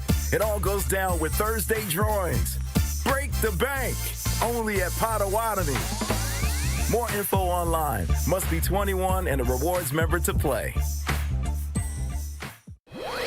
Welcome back to the Big Game Show, live from the Potawatomi Sportsbook on 94.5 ESPN, the ESPN Wisconsin app, and ESPN Milwaukee on YouTube.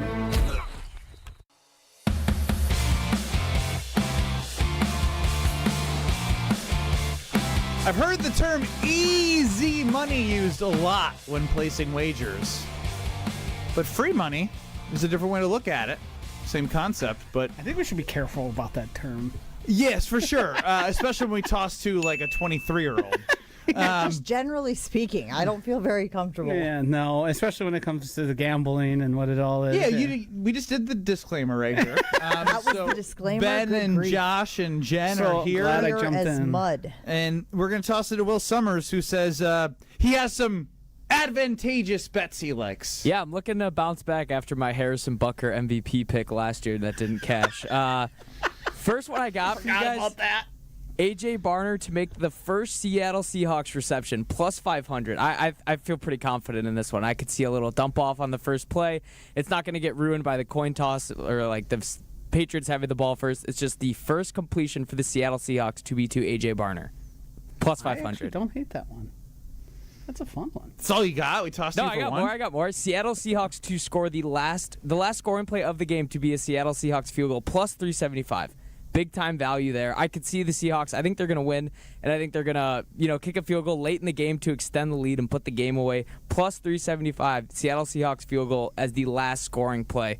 I'm also going to bite on the Rashid Shaheed hype. I'm going to take him to win the MVP, plus 2,500.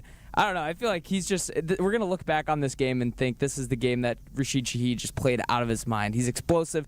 He's gotten a lot of big plays for the Seahawks the past couple games and throughout the playoffs. I think Rashid Shaheed, MVP, but also defensive player to win MVP. Very good odds on that.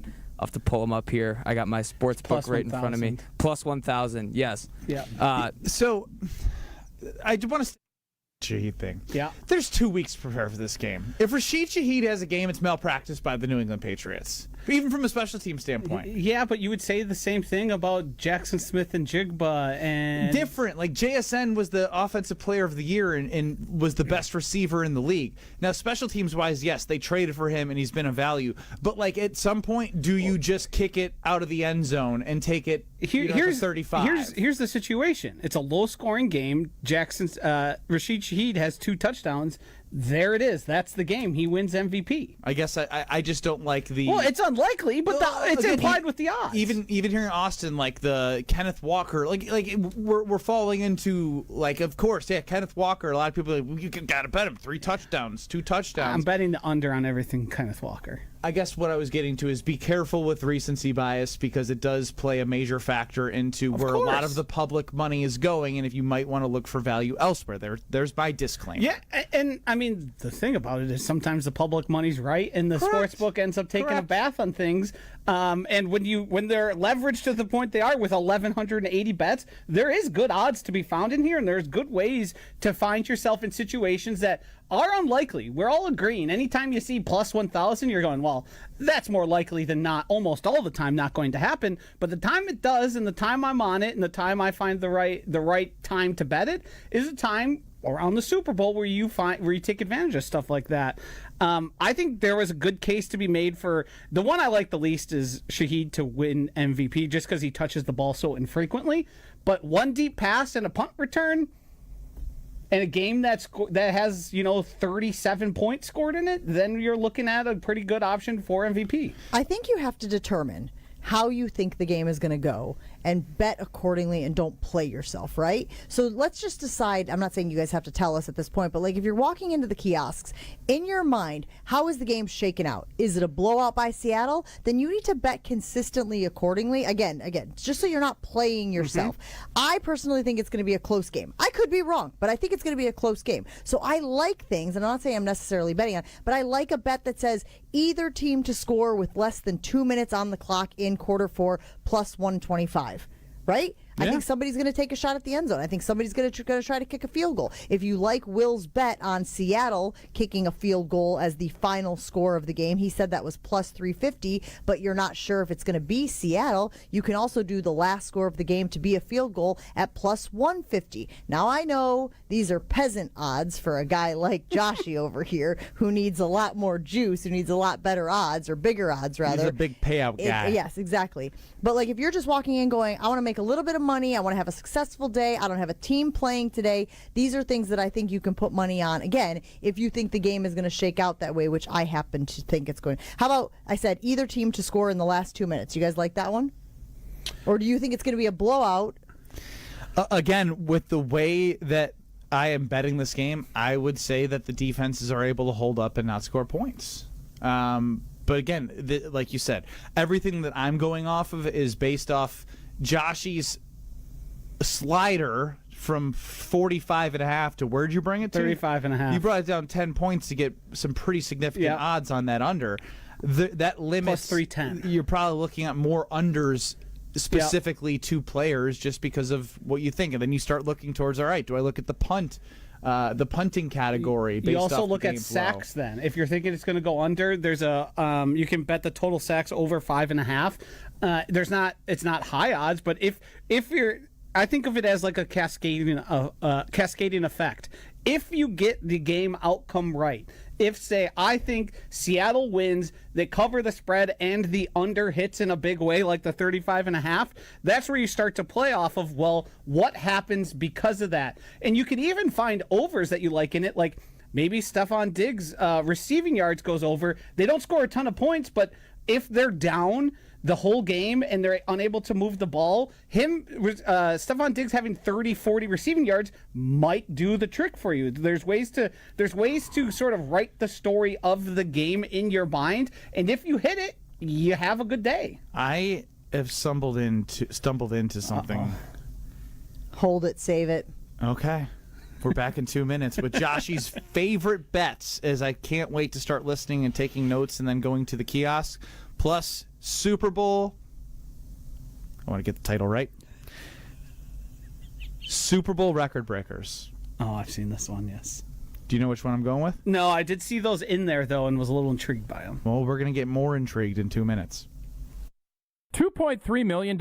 A recent Schwab survey of Americans says that it takes $2.3 million to be wealthy. Well, you may have had your financial plan set on a bigger or a more humble number. But if you're looking for added insights on how to get there or how to avoid some tax pitfalls on the way, Annex Wealth Management is ready to listen. Mark Tauscher here, and whether your situation is complex or simple, the Annex Wealth Management team can give you wealth expertise and guidance on reaching your goals. Annex Wealth Management. Know the difference. Big news from Carbless. A fan favorite, and one of my favorites, Blood Orange flavor is now its own dedicated 4-pack. Crafted with real spirits for a true cocktail taste, Blood Orange brings bold, citrus-forward flavor with a smooth, premium finish. 0 sugar, 0 carbs, only 100 calories, and gluten-free. Now it's even easier to stock up on the flavor everyone keeps asking for. Look for Carbless Blood Orange 4-pack at your local retailer now. Once you try it, you'll understand why Blood Orange has earned its own pack. Carbless, bold flavor in every sip. Find it near you at drinkcarbless.com. Prizes, flyaways, even cash money. You want it? We've got it. Find a list of all contests and official rules by visiting ESPNWisconsinContests.com. That's ESPNWisconsinContests.com. Your taste buds are in luck. The Reuben is back at Cousin Subs. Try this classic sub grilled to order just for you. Stacked with corned beef, Wisconsin Swiss cheese, and sauerkraut topped with Thousand Island dressing and served on rye bread. And our delicious mint shake is back. Both the Reuben and mint shake can be ordered via the Cousins app or online for a limited time only. Cousin Subs. We believe in better. Earth Justice is a national legal nonprofit fighting to save lives, protect our climate, and strengthen our economy through the shift to zero emissions. Visit us at earthjustice.org. Earth Justice, because the earth needs a good lawyer. This is Wisconsin basketball head coach Greg Gard. This is 94.5 ESPN, WKTI, and WKTI HD2, Milwaukee. A locally owned Good Karma brand station. We started this journey back in September, through long Sundays, and a wild 2025 season. Big gain down the sideline. Oh my gosh. And from behind, ball is out. He brought it in. That's a touchdown. All leading to this moment. One game, one moment. Everything on the line, from Gatorade colors to rushing overs. This is the Big Game Show. Now broadcasting live from the Potawatomi Sportsbook. Here's Josh DiMaggio, Jen Latta, and Ben Brust.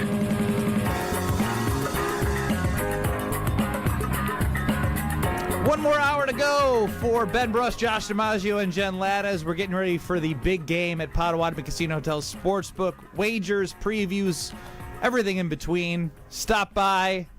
90-plus kiosks for you to play some bets. Hang around. Get a spot at the Annex. There's limited spots available. And just have a good time in general at Potawatomi Casino Hotel. I mentioned before this segment that I wanted to hit the Super Bowl record breakers. Jen, you talked about it, and then as I saw the odds, it's plus 650 to have a 55-plus yard field goal, including overtime.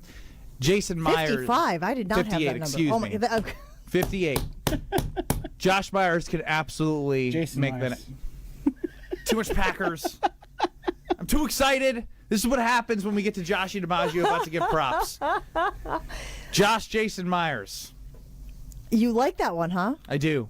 And again, this goes back to the way that you see the game shaking out in your head. He will have an opportunity to kick a 60-yard field goal. And if I'm not mistaken, in the Denver game against New England, to end the half, there were 2 very long field goals back-to-back that were missed. The opportunities that were there, but obviously those field conditions were much different than Santa Clara. I don't know if anything happens to their the plant that's near the stadium. Is there an injury prop? The amount of ACLs and Achilles? That's San Francisco. Oh, same area. Same thing. Santa Clara, San Francisco, same area. Is this going how you thought it would? Absolutely. Because now it's my time to toss it to Josh DiMaggio, because this is when I take notes and listen. Wait, so I just want to make sure we're clear. You do think that you're going to take that bet. You're writing it down. I see you over there. Yes. Scratching. Jason Myers, 58 plus. I pulled up Jason Myers' season, 50 plus. That again, it doesn't. I want to look at long. 48, 54, 56, 52, 53, 47, 41, 46, 57, 47, 56, 48, 56, 0. I shouldn't have read the zeros. 48, 45. A couple 56s and 57s is all I need to hear. It puts you in the ballpark. I just want to be in the ballpark. You're live. It's not like we're expecting Mason Crosby towards the end of his career to do this. 45 yards is the long. Yeah, it's one of the better kickers in the NFL. All right, I'm going to run through a bunch here. Get in some music, Will. Yeah, hit me with that music. All right. I've talked about it already a couple times. Austin Hooper, first touchdown scorer. That one gets you plus 4,000. Obviously, the plus 310 of under 35.5 is another one of my favorites. We talked about George Helani to score 2 touchdowns at plus 6,600. The next one, most rushing yards for the game. I also went back to Helani, who's plus 5,000 for that one. What about Travion there? That one is interesting to me. The odds aren't as high as you would expect because he's Travion and everyone knows. It's plus 600 for him. Yeah, I was hoping in the 1,000. Right, which isn't bad by any means. That you're still getting great odds on that. A guy who could do it all in one. I'd rush. rather just place a lot more money on like sliding his over 18.5 up to like 25. Correct. Yes, that would be bet. That would be the way I think you should most likely play that. And the other one is player to record the longest rush. Rashid Shaheed is plus 1,700. I'm just thinking end around there that he turns into a big explosive play. I mean, those end arounds are basically punt returns for him, which we know he's good at. A couple other ones here I like. This one isn't high odds. This is just a bet you can take. It's the JSN under 18.5 first quarter receiving yards. Second half touchdown. George Helani plus 1,100. That one might be the leader in the clubhouse for me to this point. It's sort of close to the odds we had success with last year, and I'm thinking he got a lot more play in and around the goal line than I thought many people thought he was going to get. So I do like that one. Does Cam Akers being brought up to the roster change anything at all for you? No, not in the slightest. I know. Just wanted to make that mention. Yeah, no, it's certainly possible they could try and outsmart them and outsmart us and do something like that. I don't find it to be very, very likely. Yes, thank you for finding the word No there worries. for me. And then another one, that anytime touchdown, we talked about Travion Henderson plus 750. If you don't like some of those longer odds, him getting into the end zone. I mean, you drafted the guy that early. He was on the field. You use him in interesting spots, and you're just betting on, hey, maybe he turns this around. Because I do have, and it's percolating in the back of my head. We saw Nick Iwamanori with a bum ankle. Now he's obviously going to be getting some Toradol or whatever to help with that. But how does that guy who played 30% of his snaps in the slot and 10% on the edge, and they sort of use everywhere. He's one of those hybrid players. If he's not able to go or has to drop out of the game, how does that affect some of the rushing and especially on the edges? He's clearly a big part of their defense, and I think if he does miss or he's hampered, you will see some ability to capitalize on that. So that's why I do like TreVeyon Henderson. If you want to get into him having the most rushing yards for the game, I think that's perfectly fine. I also think you could do most receiving yards for him. Longest reception even, that would be interesting, seeing he takes a screen pass and sort of just makes it into a big explosive play. You get 60 yards and a touchdown out of it. Those are the favorite ones I have so far, Benny. So I'm not going to lie. I'm intrigued, but I'm not in love. And here's why. When you mention George Holani's name and you say one of your favorites is the second half plus 1,100 to have a touchdown. Yep. You had Jalen Hurts' name a part of a very interesting prop. And we're talking about George Holani versus Jalen Hurts. So there's an inherent uncomfortableness I feel when I say his name out loud. Yeah, I mean, the thing is, if you're... And are you reading too much into what he was able to do in the game flow? No, what I'm reading into is the fact that Kenneth Walker has been a disaster and an abject failure at pass blocking. So that's going to force George Holani onto the field and into more situations where he can score. That's where this is coming from. It has less to do with the actual person, but the way he was utilized given opportunity. I think both these teams are going to have a very hard time running the ball. That's why you haven't heard me mention Kenneth Walker's name much, other than I want to bet on the unders. The reason I'm going to Holani is he's going to have opportunity and be on the field more than you would expect for a guy whose name most of us learned 3 to 4 weeks ago. If you had to pick one out of all of those, so you said, Ben, you got to go to the kiosk, and this is my favorite. It's the second half, Holani.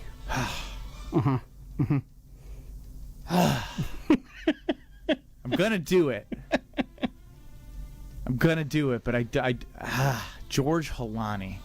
If George Holani does it, Josh, I will give you half the wins. That's how uncomfortable I am with And it. just to be clear, what is the bet exactly for George Holani? It is second half touchdown. It is him to score just any sort of touchdown in the second half. You can find that in the touchdown props towards the bottom there. And yeah, I just think that they'll have a lead. He'll be on the field and he will score a touchdown. I'm not walking away as juiced as I used to be. Like I think literally during this time we did this last year, I left the show and I ran to the kiosk. Yeah, I mean, we've talked about it. It's condensed. You have to try and find the leverage in the spots. If you want to look at Ken Walker, JSN, Ramondre Stevenson, those odds are all going to reflect lower. And if you want to bet lower, then run up there and bet an A.J. Barner. I like that one a lot. Anytime touchdown. It's not as good of odds as last time. It's not a plus 900, but at plus, 230, 240? That's a good one where you get some plus odds for a guy who I think is going to contribute in a meaningful way. One thing as I was on those Super Bowl record breakers, I know I made fun of Sam Darnold, but what do you think of this, right? If Sam Darnold is playing to the level that he is, and I know Patriots have Christian Gonzalez, but JSN was unbelievable this year. Do you take a flyer on JSN to break the yards? Because it's not, I don't think he's going to get 15 receptions, but he has the explosiveness. I'm looking for the odds right now. Isn't it like something absurd, like 200? What was the bet you were just mentioning? I have the Super Bowl record breaker. Yeah, so 216 plus yards plus 3,500. I mean, that you're betting the over, that you're thinking the Seahawks probably win. I'm saying this is the public. The public's on Seahawks. Sam Darnold plays well. This is the game that everyone is projecting in the Seahawks winning. You have George Holani as a 2-touchdown scorer because he might get another one in garbage time. If it's that type of game, can JSN go for 216 yards? I'm just throwing scenarios out there of crazy value right now. I mean, it's possible. Right. He catches 10 plus in certain games during the course of the season. He was used in a way really no one else besides Puka Nacua was used in all the NFL. 216 is just It's a record breaker. So it's possible. It's plus 3,500. It is long odds, but it's implied better odds for that to happen than Austin Hooper to score the first touchdown. So that is an interesting point. I think I like that one better than Austin Hooper, if I'm being honest. So I might be sprinkling that instead of your Austin Hooper lead. As we continue to scroll through this, we talked earlier, guys, about Ramondre Stevenson. And Josh, I know you said it's going to be tough for teams to run against these defenses. We have talked all show about how these are a couple of the top defenses in the league. How about a Ramondre Stevenson receiving touchdown anytime plus 600? Yeah, I think that's a totally fair bet. I think there's the thing I'm trying to convince myself is, do I know for sure that they score a touchdown in this game? I'm not 100% certain. Really? So you're leaning towards avoiding all anytime touchdowns. If anything, it's one, and I'm trying to find a long shot in there. I'm like a booty guy for a Patriots player. Yeah. I think Ramondre is in and around. He's got what you said it before. I think he's gotten all the carries in there. If I'm going to bet that, I'm probably just going to take him to score 1 or 2 touchdowns and just sort of work it out that way. The anytime is 140. The first is 800. The last is 850. Again, I try to stay away from the first and the last. I know you obviously have better numbers there. But I like the idea because you can do that for anything, right? You can bet any guy first or last.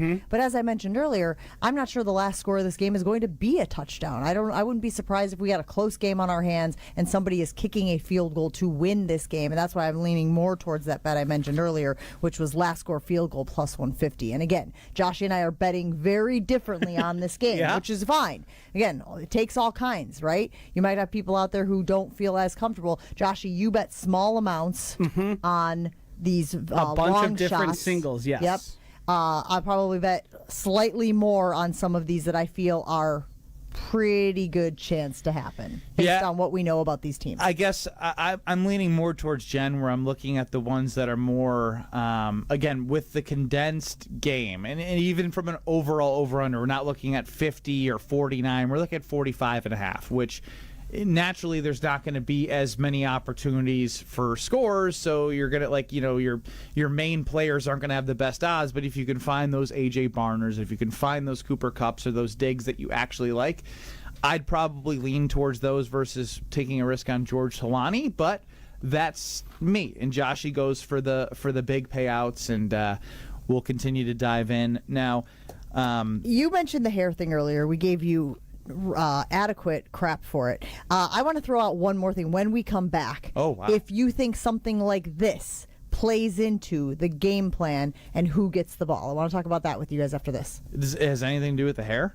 No, this is something different.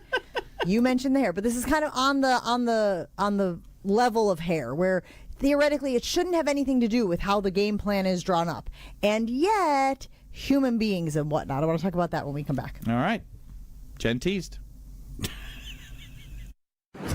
We'll be back with more of the Big Game Show coming up next on 94.5 ESPN, the ESPN Wisconsin app, and ESPN Milwaukee on YouTube. All the antics. We had the same situation where I played with Holmgren. You okay? I almost broke my chair. Yeah, you almost fell out of your chair there. All the action. There's no guarantee that Giannis can win a title somewhere else. What he is probably struggling with right now is it more likely to win another title here with the franchise I love, or go out and see what else is out there. The best of both worlds lives right here. Jen, Gabe, and Chewy. Weekday mornings from 7 to 9 on 94.5 ESPN, the ESPN Wisconsin app, and ESPN Milwaukee on YouTube. Wisconsin Indoor Golf Center is teeing up the third tournament of the season with another can't-miss event and 1,000 in cash prizes up for grabs. Hey, ESPN Milwaukee, this is Gary Ellison, inviting you to a two-man scramble at the iconic TPC Scottsdale, all played on Wisconsin Indoor Golf Center's spacious state-of-the-art simulator. Sign up now at wisconsindoorgolfcenter.com. It's just $120 per team, and teams must get their round in by February 28th. Your chance to take on TPC Scottsdale starts today at at WisconsinIndoorGolfCenter.com. Imagine working with a contractor that quits halfway through a project or never calls you back when you have questions, or worse, takes your money and you never see them again. Unfortunately, we hear about them all the time. Hi, this is Eric Brown, owner of Siding Unlimited, and Siding Unlimited is absolutely not that company. Siding Unlimited has been doing business for 32 years, proving to be an honest, ethical, and forthright company. If you're looking for the honest guys for your next siding, windows, roofing, and doors project, stop by sidingunlimited.com today. Homer here from ESPN Milwaukee. What makes living at Three Pillars so special? Let's hear from my friend Dave. The campus is beautiful. For me, nature is my church, and I love being outside. We live by the Bark River, and it's just it's calming. It just calms my soul. I just love it. A lot of the people, I'm talking about 100-year-old people, 90 years old, say they credit Three Pillars with living longer. Life's better with Drive My Way from American Family Insurance, because we know it's more than just a car. It's your escape pod, your adventure mobile, your memory maker. And we help protect the dreams that drive you. Personalize what you pay for auto insurance and you could save between 10 and 35%. American Family Insurance. Get a quote and find an agent at amfam.com. Products, pricing, and availability vary based on the way you purchase insurance and by state. Unsafe driving behaviors may increase your rate. American Family Mutual Insurance Company, SI, and its operating companies, 6000 American Parkway, Madison, Wisconsin. Come grow with us at Glenroy. For more than 6 decades, our family-owned company has built its reputation on quality, reliability, and providing strong career opportunities in our community. As the packaging industry rapidly grows, so does Glenroy. Here, you'll find competitive wages, a clean, modern workspace, fully vested 401k, yearly bonus award, and the chance to build a manufacturing career with purpose. Apply today at glenroy.com/careers. That's GLENROY.com/careers. Hi, this is John Neal, CPA, founder of the Neal Group and best-selling author on how to have less stress with the IRS. Happy New Year. Hopefully you enjoyed the holidays and spent time relaxing. Now it's tax time. I know. It's not the most wonderful time of the year, wondering if you are getting a refund or owe, waiting for all the forms to come, and wondering what is deductible. Control the situation instead of letting it control you. Let us help you understand all the new tax laws, how they affect you, and how to take advantage of them. Last year, we helped Janet and Norm go from owing $43,000 to getting a $500 refund. We can help you, too. The first meeting is free. Call now, 414-325-2040, or visit nealgroup.net. You earned it. We help you keep it. That's 414-325-2040 or nealgroup.net. Welcome back to the Big Game Show, live from the Potawatomi Sportsbook on 94.5 ESPN, the ESPN Wisconsin app, and ESPN Milwaukee on YouTube.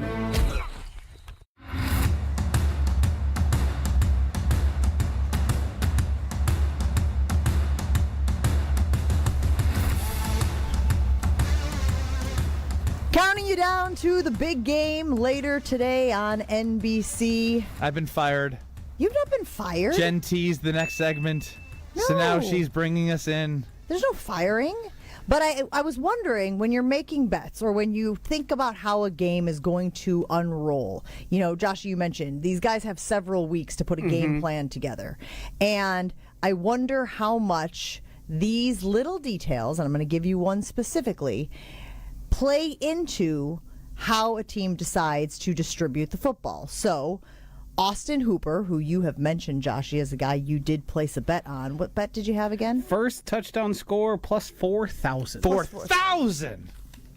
Austin Hooper is from the Bay Area. Oh, no. So all of the articles I've read is Super Bowl is a homecoming for Hooper, who was born in San Mateo. He attended Stanford. There's a storyline there for the hometown kid to make the most of his Super Bowl moment. Does that play into how you bet? When you learn that, when you hear that, are you going, the NFL and teams, coaches, they love a storybook ending, right? They love that moment. I have to bet this now. I didn't want to bet it. But now Josh had this, and you're coming up with the... What? It's does just Vrabel care? It's just another that's data the only thing point. I'm No, that's does Vrabel care Does about Josh Austin McDaniels Hooper? care? I think Josh Does McDaniels. Drake May care? Does Austin Hooper Drake care? May does seem like a guy that Who would care? Who Yes. would care? Yes, if I had to bet, does Drake May care about getting the hometown guy and being a part of that moment, that viral moment? Because we've all seen it. You know how it'll this shake is out. Drake May cares, but let's slow down. Drake May hasn't had the greatest playoffs. I think they're more worried about running the right offense for Drake May to be successful than making sure that part of their offense, Austin Hooper, and the goal line package. And what better way to go 2 tight ends, play action to Ramondre Stevenson, everyone crashing down, and then a little leak out the back, no one on him. Austin Hooper, first touchdown, plus 4,000. We're laughing all the way to the bank, Benny. Sometimes things happen throughout the course of your day. I'm betting this. Throughout the course of your life, where the stars just align. I had no idea where Austin Hooper was from. Frankly, I don't think Austin Hooper is that good of a football player, but I know he's been around for a long time, and I know plus 4,000 is a fun enough bet for us to have something to root for in a game. I could easily see it. I literally just saw Witherspoon crash from the safety position to stop Ramondre, and Austin Hooper go whoop. Yep. Right into the corner. Yep. Everyone knows these teams both want to run a ton. They know they've run a ton when inside the 5-yard line, and there goes Austin Hooper. No one on him. A hometown kid TD. What a better story. Did you guys know that the Seahawks and the Patriots are in the top 6 in the NFL of teams that run 13 personnel? So Seahawks are third. Explain to the audience what 13 is. 13 is the number after 12. It means there's 3 tight ends on the field. Of course it does. Yeah, 3 tight ends on the field. So when you talk about tight ends being a part of the game plan, who's these are the 2 third teams tight end? Maybe we need his eyes. It is a name I saw earlier and I avoided. So pat on the back to me for not going all the way down to the 3rd tight end that the Patriots use. Well, we got to see if he's got any connections to the Bay Area. Again, I'm just curious if you guys it sounds like now maybe a $5 bet on plus 4,000. Let me speak for Ben. A guy who just told us he was fading Sam Darnold because his haircut, hearing that a guy I placed a bet on already to score the first touchdown is a hometown, that's his kryptonite. He can't escape that. You have betting history of doing well. Sam Darnold does not have history of playing well after trying to change his look. Are you saying I'm more successful than Sam Darnold? In this scenario, yes, but not. That's in a very small vacuum. In this one isolated situation. Oh, Sam Darnold walking in. Look at how goofy that hair looks. It actually looks better than that. It looks better than the haircut. Uh-oh. Now I'm in a tizzy. It does not look like the haircut picture that I saw. Genuinely. It looks good. His hair looks good. Everything changes. Everything changed. I think he's going to have a good game. Me too. I really Did you do. see that hair?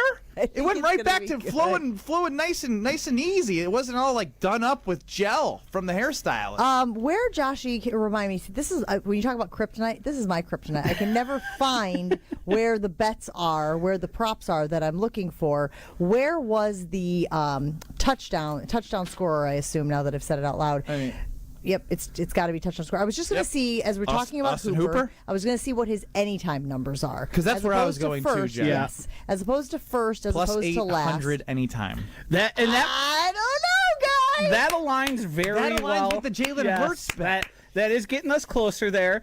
This is what we do. We spend the 3 hours of the show trying to dial in, hone in, find that one that and gets now we're us all a little getting giddy inside. I'm the storyteller of the group. We found the kid who's from the Bay Area. We just talked about how these 2 teams run 13 personnel, more than almost every other team in the league. Like there's something happening here. Well, there is. Is the show bet the one we're going to leave here and stamp our name on anytime? Austin Hooper. We've got the offensive player of the year on the other side. We've got all this talent. Kenneth Walker's got 5 touchdowns in the last 2 games. Oh, and not to mention, don't worry, we got George Halani's name in a lot of these as well. There is every time George Halani touches the ball, I want everybody in the audience, everyone listening, you guys to think that Josh guy knows what he's talking about. Let's not go too far now. Again, the game hasn't started, and I don't like victory laps before we see things happen. We like warm and fuzzy. We don't like victory laps before the game unfolds before us. All right. So now I am taking the luxury of, is it Dearness Johnson or Jack Westover? Westover actually plays a lot more than you'd think. For the 13 personnel. That's why I'm plus 12,500 for first touchdown. Well, first touchdown, now we're getting crazy. How different is that than Austin Hooper? A lot it's different. Only 3x the odds. Yeah, 3x is unlikely. Jack Westover, Hunter Henry, and Austin Hooper. The tight ends are scoring today for New England. Well, I mean, if that was a bet, to be perfectly honest with you, if there was a bet of will a tight end find the end zone today, that's something I would be very interested in, just given simple mathematics. We've mentioned how many of them are on the field at once. The only tight end we haven't mentioned yet is Elijah Arroyo, the backup. We've gone all three of the tight ends for the Patriots. I've talked about A.J. Barner. We've got them all covered. Nobody's covering the tight end like us today. Are we getting a little tight end slap happy? No, never enough. Yeah, okay. So, deep breath. Austin Hooper is... I can't wait to watch Austin Hooper. And if I had to guess his number, is he 80? I couldn't even tell. That's why we need to do all of our due diligence here, Austin Hooper. I just know what he looks like. He's white. 81, it looks like. But that's when he was with the Browns. Hold, please. 81 on the Patriots. Yeah. Okay. All right. The San Mateo, California 31-year-old is going to make a splash. Does he have a for all little of Kyle us. Orton to him? He does. Yeah, a little Kyle Orton. Right, Benny? Look. What do you think I about got his the same haircut? thing pulled up. I don't care about his anymore. Remember, he's got the local connections to California. Yeah, All right. So in the last two segments here, we definitely need to get like final thoughts and final picks at the end here. But coming up next, what I want to do is I want to make sure we didn't miss anything. I know we've gone deep into tight end. I say we take a look at more of the opportunities that might be right in front of you. Less weedsy? Yeah, you don't want to skip over. Some of those marquee players. Just out of curiosity, Bobo. is there a prop bet for how many outfit changes Maria Taylor has had on NBC today? Because I have been watching the show since I got here at 11:45, and I have seen at least 3. What we did learn is they do not do the predetermined bets here at Potawatomi Sportsbook, and I would consider that one of them. How many outfits Maria Taylor had, and they would not be able to. The stylist is feeding that inside information to maybe you, actually. I don't know if you have a connection to Maria. Maybe can you let me know your outfit changes on College Game Day? And we can't even talk about that. Yeah, that's actually bad. Impropriety. All right, less weedsy. Who do you like? Do you like Diggs? I like. Okay, I know where we're going. Just less weedsy. Pick your favorite bets that aren't about the third and second string tight end for both teams.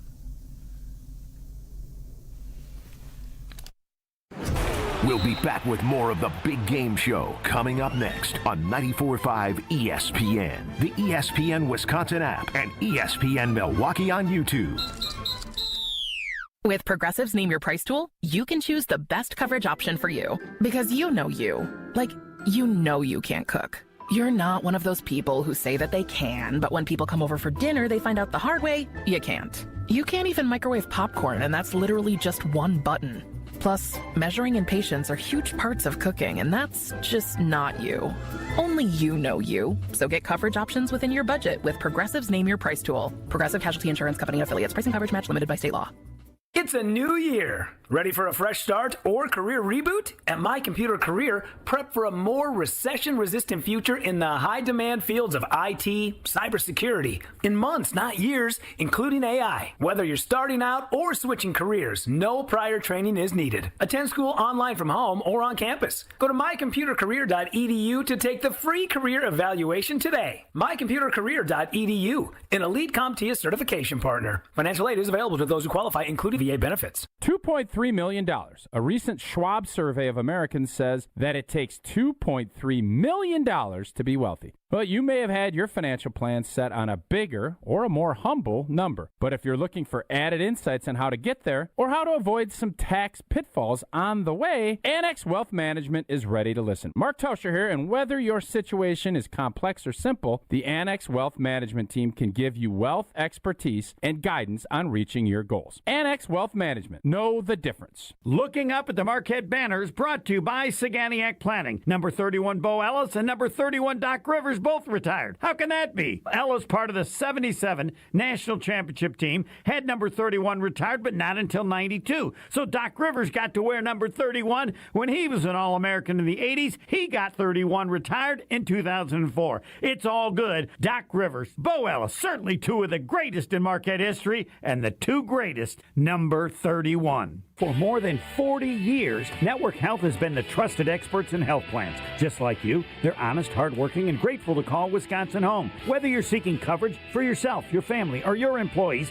Network Health has you covered with a range of options, including individual and family marketplace plans, employer plans, and Medicare Advantage plans. Call Steve Fluellen, Saganiac Planning, 262-783-6161. 262-783-6161. Saganiac Planning, a name synonymous with employee benefits and top-notch service. Why DIY your frozen pizza toppings when Screamin' Sicilian already went over the top for you? We're talking whole milk mozzarella, heaps of premium meats, a mountain of veggies. Screamin' Sicilian is frozen pizza stacked, no add-ons needed. Mamma mia! Screamin' Sicilian, so loaded with toppings, it's almost cheating. Find Screamin' Sicilian in your local grocer's freezer section and taste what all the screamin' is about. We need to optimize the PID controller for smoother robotic movements. Our data analysis shows a significant correlation between the variables in both control groups. The test shows you've experienced an acute myocardial infarction. As you'll see on the syllabus, this course will largely focus on the Mesozoic era. Get your child the access every child deserves. Enroll your K through 8th grade child by February 28 at Milwaukee College Prep, mkeprep.com/enroll. The UW Credit Union member Mark Tauscher here. People ask me, old T, why did you join UW Credit Union? Well, is it to keep your banking local? Is it the member first service? Great perks like early payday?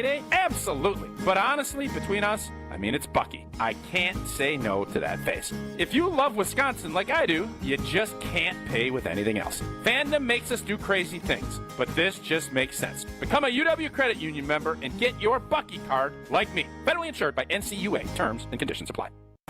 Welcome back to the Big Game Show on 94.5 ESPN, the ESPN Wisconsin app, and ESPN Milwaukee on YouTube.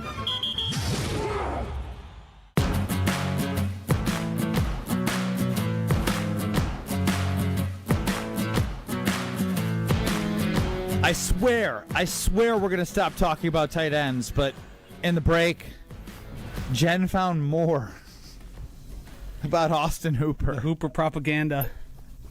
Yeah, big Hooper happening here, and it's not a basketball show. Okay, so found an article. It's as we're continuing to dive into the Potawatomi prop bets that you can bet on today's big game. We've been talking about Austin Hooper. We were joking earlier about how he's a hometown kid. He's going back to the Bay Area. Joke. Well, again, just depends on how much you think that type of stuff plays in. And you're saying everything's aligning right now for one of those storybook stories. Okay. Storybook stories is not my best work. I'm going to be honest with you there. I wasn't going to say it because you do enough good work that I can't call you out. Hooper has only caught a pass in one of the Patriots' 3 playoff games, but if you take a step back and look at the bigger picture, the results are more encouraging. He's running a route on 33% of his team dropbacks, okay? 33%, right? So every 1 of 3, he's on the field running a route, not necessarily blocking. He's seeing a target on 13% of those routes, right? The Seahawks are one of the top defenses in the NFL, but their weakness is defending tight ends. Seattle is giving up the second most catches and receiving yards to that position. And Ben said that when Joshy hears that, he would be doing a victory lap. Look at what you're doing over here. He just looked over to me and smirked, and I was doing a little fist bump again. I don't like your early celebration, but the stars are aligning. So we did look at Potawatomi. It is plus 7.5 for the over. You can't slide it, you said, Ben. That's over is 7.5. Yes, minus. And that's at minus 114. So I figured I don't know if I can do the minus 114 solo. I really don't like to bet that way. But if I package it with something else, and I can't necessarily say. Can I interest you? First touchdown. You can interest me. Can I interest you? Can I interest you in Austin Hooper 20+ receiving yards at plus 275? Sorry. I'd rather do plus 4,000 on that on that first touchdown. Plus 20 receiving yards, what you said? Yep. 20 and a half? Or? 20 plus receiving yards by the player. Austin Hooper plus 275. So one thing I wanted Putting to mention. a lot of eggs in the Austin Hooper, isn't it? Hey, everything that has been said over the course of the last segment has done nothing but reaffirm my Austin Hooper beliefs. I think TreVeyon Henderson is an interesting first touchdown. Him and Kaishan Booty plus 1,800 and plus 2,200, mostly because I know how good the Seattle defense is, but they do give up big pass plays. That is a thing you can do against this Seattle defense. They are overwhelming and suffocating, but if you have the time, correct, and if you have the ability, a guy like Booty, who I think is far better than he's probably utilized as in this offense, I think that's anything you want to talk to me about in terms of longest reception, his longest reception, or the longest of the game. Him and Shaheed are those two that you're looking for. I could be very intrigued by that.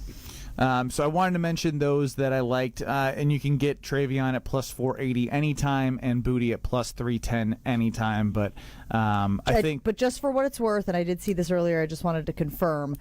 Ramondre Stevenson is playing 72% of the offensive snaps compared to 29% for TreVeyon Henderson. He's just not on the field as much. I think that's probably why I'm leaning more heavily towards Ramondre. And look, I love TreVeyon Henderson. Loved covering him at Ohio State. I would love to see him score a touchdown in the Super Bowl. That would make my heart happy. I'm just looking at the numbers here, and I like the Ramondre Stevenson numbers better. Yeah, you're totally accurate. At times he was like a non-factor. An absolute zero.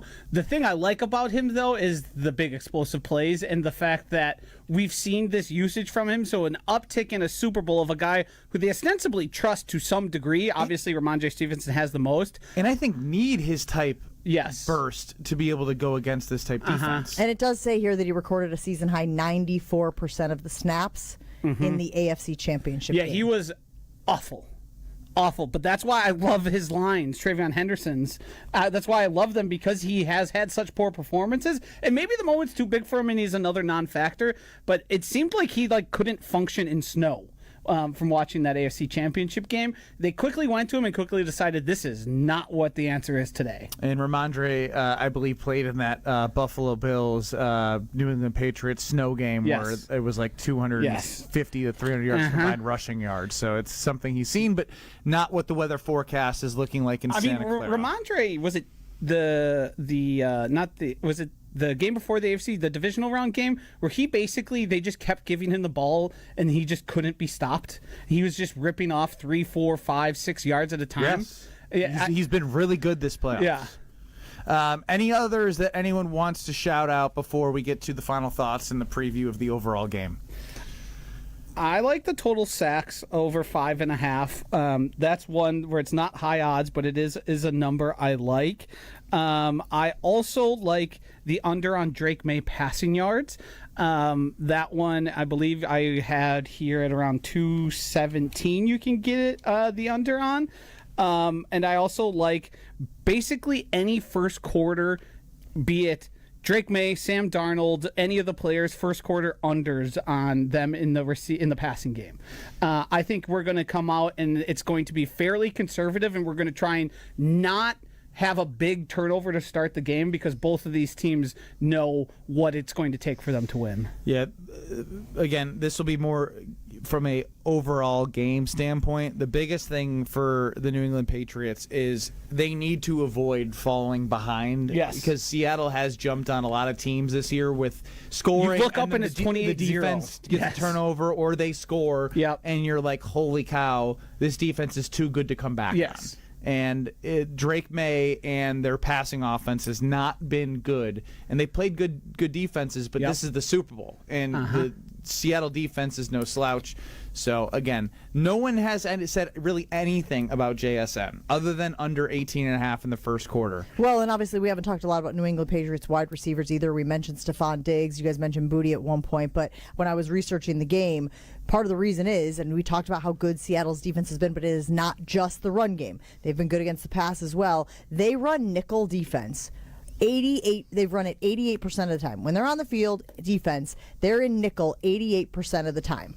And that just is a tough thing for opposing wide receivers. And that's why I've sort of leaned towards the run game for both of these teams, even though, again, it's going to be tough sledding out there for those units as well. I feel bad saying this, but this, when you think about watching the Super Bowl with someone who's maybe watching their first game of the season, you're going to hear why did they just hand the ball off and then the running back just run into the hole where there was no space? That's the type of game that I feel like it might be where, again, it's just going to be a grinded out. What I do know that I like is the Jen, Diggs, and Ramondre. Nope. I got Ramondre and Jackson Smith and Jigba, plus 320. Oh, JSN, the plus 320. So you get two guys for this is first touchdown? Either one to score the first touchdown. So again, that allows for a lot of flexibility, right? It allows for a coin toss to go either way. It allows for a field goal to be the first points on the board. This is specific to the touchdown. Ramondre Stevenson for the Patriots, Jackson Smith and Jigba, and it doesn't have to be both. Correct. It's one or the other, plus 320. We have Austin Hooper, the hometown kid, at plus 4,000 for the first touchdown. Or plus 800 for an anytime touchdown. We do like the plus 800 too. We do, but we like the 4,000 a little bit more. And then I do want You're going to be real hacked off, though, if he does find the end zone and it's not the first one. He's going to be like, we were right, just not in the right order. And then, again, I love betting the under, but also I would probably put more on the under, and then you could put a little bit less on it because you're going to get plus 350-ish, Josh, if you move it to 35.5. I know you have that slip somewhere. Yeah, it's plus 310 at 35.5. Plus 310 at 35.5. So we got a little prop crazy. So we did. Is there anything? There's thousands of them. I know. Well, we still got 15 minutes left in the show, so if there's anything we come across that we didn't mention there, we still got time to drop it on our loyal listeners. I was just being selfish. He's going to the kiosk right now is basically what this means, friends. I just wanted to make mention of the ones that you guys have mentioned. Obviously, I'm going to place others that I like, but from my colleagues here, I did want to make mention that these are my favorites from you two that I will be putting some scratch on. Okay? Thank you for clarifying. Yeah, also, we're so flattered. Well, it better do well. Here's a fun one I haven't mentioned yet that I actually had on here. JSN under 75 receiving yards, plus 180. Josh. I'm starting to feel like you're getting too biased against New England. You really think they are going to suck? I said under 74.5 for JSN. Oh, for JSN. For JSN. Yeah, no. How do you see how do you see JSN going low and Seattle dominating this game? I'm saying we're playing two outcomes here. Close game, under City, not a ton of points here, or Seattle runs away with it and they're not going to be passing the ball as much. They're going to score other ways other than JSN. You got Christian Gonzalez that is going to be on him as much as they can humanly manufacture. And but they move JSN around so much. They sure do. Slot outside, they brought him out of the backfield. If you think about the Patriots, they're looking at, we feel good about our rush defense. If we let JSN control this game, we're toast. The game's over. We've got nothing. When he's making those one-handed catches like he was 2 weeks ago. He's incredible. He's very good. It's hard for me to do something like that in a big spot where you're going to need your biggest players to make plays in a tight game that we have kind of projected here. Overall thoughts, final thoughts, any other bets, game flow.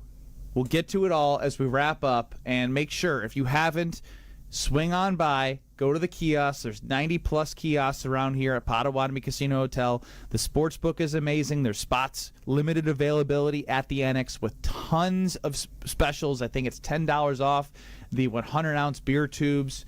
So whatever you're looking for, the party is here. And come on by Potawatomi Casino Hotel. We wrap up the special edition of the Big Game Preview from the sports book next. More of the Big Game Show coming up next on 94.5 ESPN, the ESPN Wisconsin app, and ESPN Milwaukee on YouTube. Half of American parents cannot afford diapers. This is WTMJ's Kristen Bry. This spring, WTMJ and the Milwaukee Diaper Mission are teaming up to change that. Join me for WTMJ Cares, Bowling for Babies, where we will raise funds for Milwaukee Diaper Mission. Join us March 7th at Village Bowl in Menominee Falls, where you can bowl with your favorite WTMJ hosts. Text BABY to the WTMJ Talk and Text line 855-616-1620 to get more information on how you can be part of our latest WTMJ Cares event.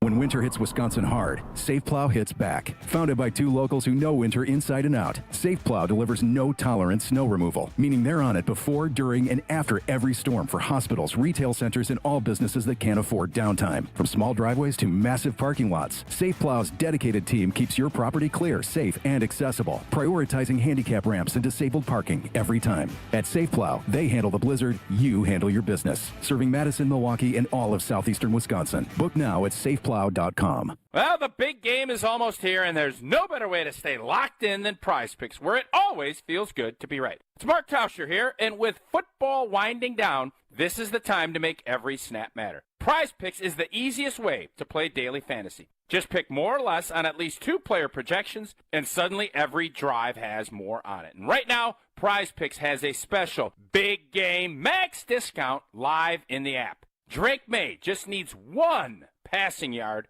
for the max discount to hit. Add 1 more player, and if your picks come through, you cash in. You can also use social feeds to copy lineups from winners or follow Prize Picks partners, and with early payouts, you can cash out before the game finishes. Download the Prize Picks app today and use code WI to get $50 in lineups after you play your first $5 lineup. That's code WI.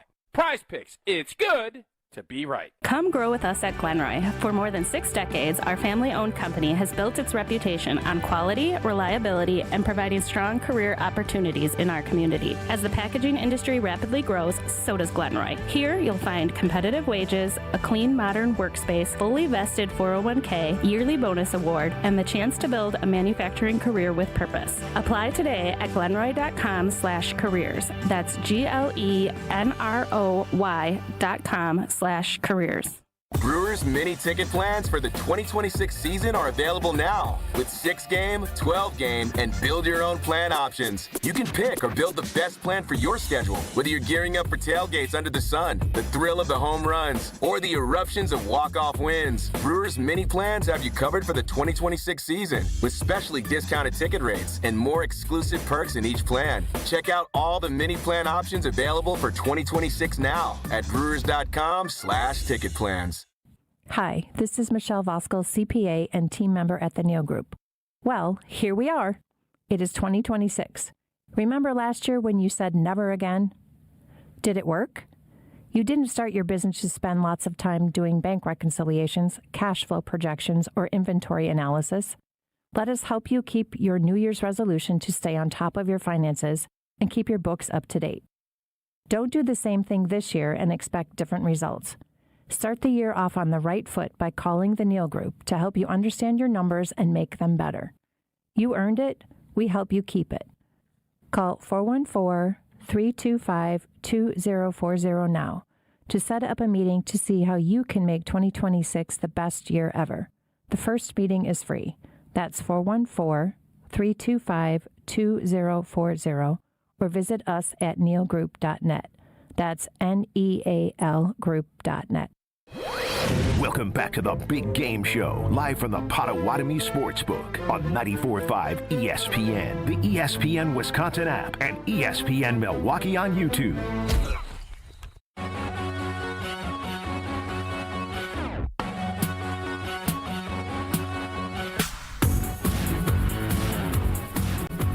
Wrapping up the big game preview. 94.5 ESPN, YouTube at ESPN Milwaukee, the ESPN Wisconsin app with Ben Bruss, Jen Latta, Josh DiMaggio, Will Summers running the show.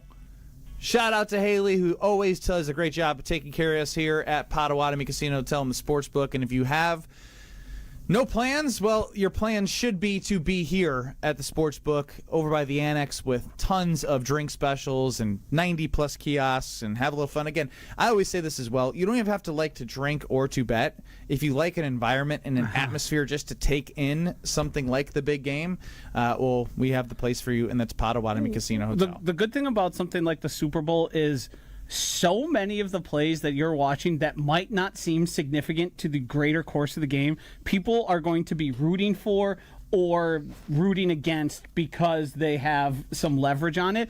I remember when we were here for the tournament in March, and like everything that was happening, people were rooting or yelling at, and it was like insignificant games that had spreads of 20. It's good people watching. Yes, it's so entertaining. The atmosphere is just electric. People are and you're buzzing. not stuck in a terminal or anything. You're not at the airport. You're in a fun environment where things for you to do are also available while watching people go crazy over the things that are happening in the Super Bowl. All right, I guess real quick, let's make sure we go through the basics. The spread and the total, what do you guys like? It's -5 currently and 45.5. Josh, you go. I like Patriots +5. I think if I'm going to pick how I think this game goes, it is going to be close. It's going to be field goal or within that 5.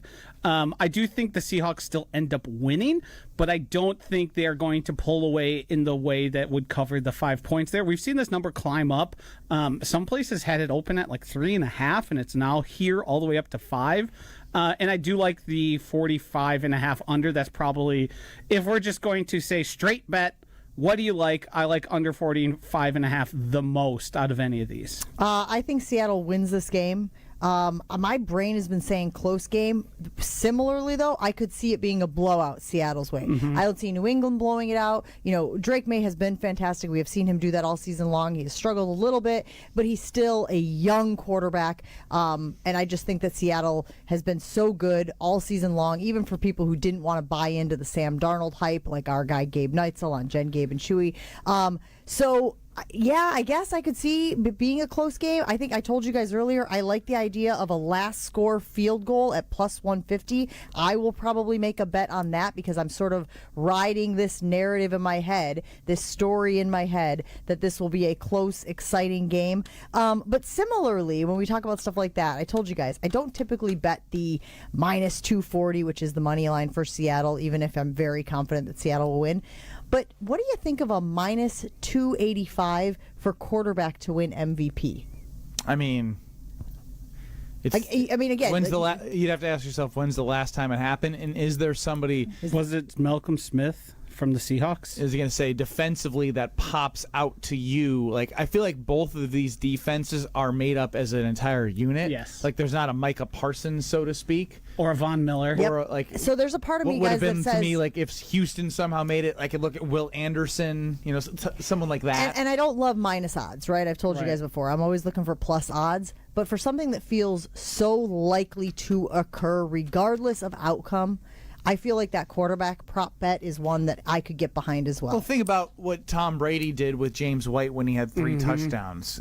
He gave him the car because he deserved it, but he won the award because he's a quarterback. Yeah. So, is there any potential for a bias since we're on the MVP that if you're thinking that they have a good passing game, the Seahawks, that is, that the sort of bias towards Sam Darnold filters it to JSN, where you can get the +500 for MVP? Is there any part of that, or is it going to be a christening? They want to give it to Sam Darnold, even if he didn't have that spectacular of a game. I think they would like for the Super Bowl to have been the moment where he stepped on the, and we all saw obviously the NFC Championship 4 game. different years. But I do think that. So yes, I think What that would be the about- cherry on top of the sundae. What about a 250-yard passing game, 2 touchdowns, and an interception with JSN having like 120 yards and 9 catches and a touchdown? I still see. Just, Still think I mean, it's- I think still you're think it's asking, Darnold? does a zebra change its stripes? That's what you're saying, right? I am, yes. Yeah. I have been steady in have not changed since this line came out at 45.5. With the interior of both of these defenses, I think it was Austin, the sportsbook manager, two very traditional head coaches. That means they're going to want to win at the line of scrimmage. They're going to want to establish the run. I could see this one really being like a 17-13 type game. So I am Patriots, and I am under. I also... Patriots money line? Patriots spread. Patriots spread. Yeah. I might sprinkle it just because of my bias towards Sam Darnold, because I just got a notification that flipped my mind again. It said Cooper Kupp, Stephon Diggs, and Sam Darnold make flashy entrances into the Super Bowl. I was like, Sam Darnold can't make a flashy entrance. It's Sam Darnold. So I'm back on. I think it's just him being the starting quarterback is what makes it flashy, is it not? Didn't we watch him walk in? We did watch, but because he had the hair. I know, but it was ESPN saying Cooper Kupp, Stephon Diggs, yeah, and those Sam are stars. Darnold. Those are the most Cooper Kupp ain't recognizable no names. star. Yes, 100%. Those are the most recognizable names for a pedestrian, he looks unhoused. for the average or below average NFL fan. Unhoused. Didn't Cooper Kupp have like one of the greatest the all-time Triple Crown. records? Yes, of course he did. Yeah. 8 years ago, it feels like. Yeah, but people still know him. And Ben's like, and he hasn't had a haircut since. Yes, he hasn't. He looks like Happy Gilmore's caddy. It's George Holani disrespect, not getting mentioned in that. Oh, yeah. Austin Hooper, George Holani game for Josh DiMaggio. Jen is looking Ramondre. He's my guy. Ramondre Stevenson, and I am just all over the under, and I am going to... Are you going to slide it down? You going to join me? I'm going to slide it down. You know I'm going to slide it down. Nothing like sitting there on a Sunday during the Super Bowl grinding a bunch of punts and horrible play. Field goal. Yeah. Don't Get a go stop. for it. Get a stop. You're going to be that guy, huh? The rest of us are cheering for scoring. And Missed extra point. Yeah. Oh, Borgala's Three and out. can't handle Three it. and out. Yep. That's how I do it. Love grinding. Hit him that. deep. Hit him deep. Any final words from you, Will? Jake Bobo over half a yard receiving yard. Book it. Shouldn't even sent it to him. I think the What a haircut- mistake, I think Will. that- You were doing so well earlier. Here's one thing. Ben Brust I think he's spoken it into existence that Sam Darnold's going to have a career game today. Yeah. It's going to be either or. Sam Darnold's going to have 275, 2 touchdowns, no interceptions, or he's going to go 195, 1 touchdown, 2 interceptions, and be maybe a fumble in there as well that's recovered by the Patriots, and the Patriots win. It's all on Sam Darnold. Is Sam Darnold going to suck, or is he going to be everything that he's been in the playoffs, which has been very, very good up to this point? For Ben Brust, Josh DiMaggio, Jen Latta, again, if you don't have plans, this is the place for you. Potawatomi Casino Hotels, amazing sportsbook. Those are sick helmets, by the way. I should have put one on during the show. You know what? Anyone else want to send? Yeah, when you were making that haircut. And we're counting down the time now. There's only 2.5 hours before you to get the Austin Hooper first time touchdown at plus 4,000. Time is winding down. Time's a ticket. Hey, Joshy's like, get over to the Potawatomi Sportsbook if for no other reason. And if that does happen, hey, don't show up to work this week, buddy. I think I still gotta go. You deserve Plus a 4,000 is celebration. not going to do that. It's not the Mega Millions.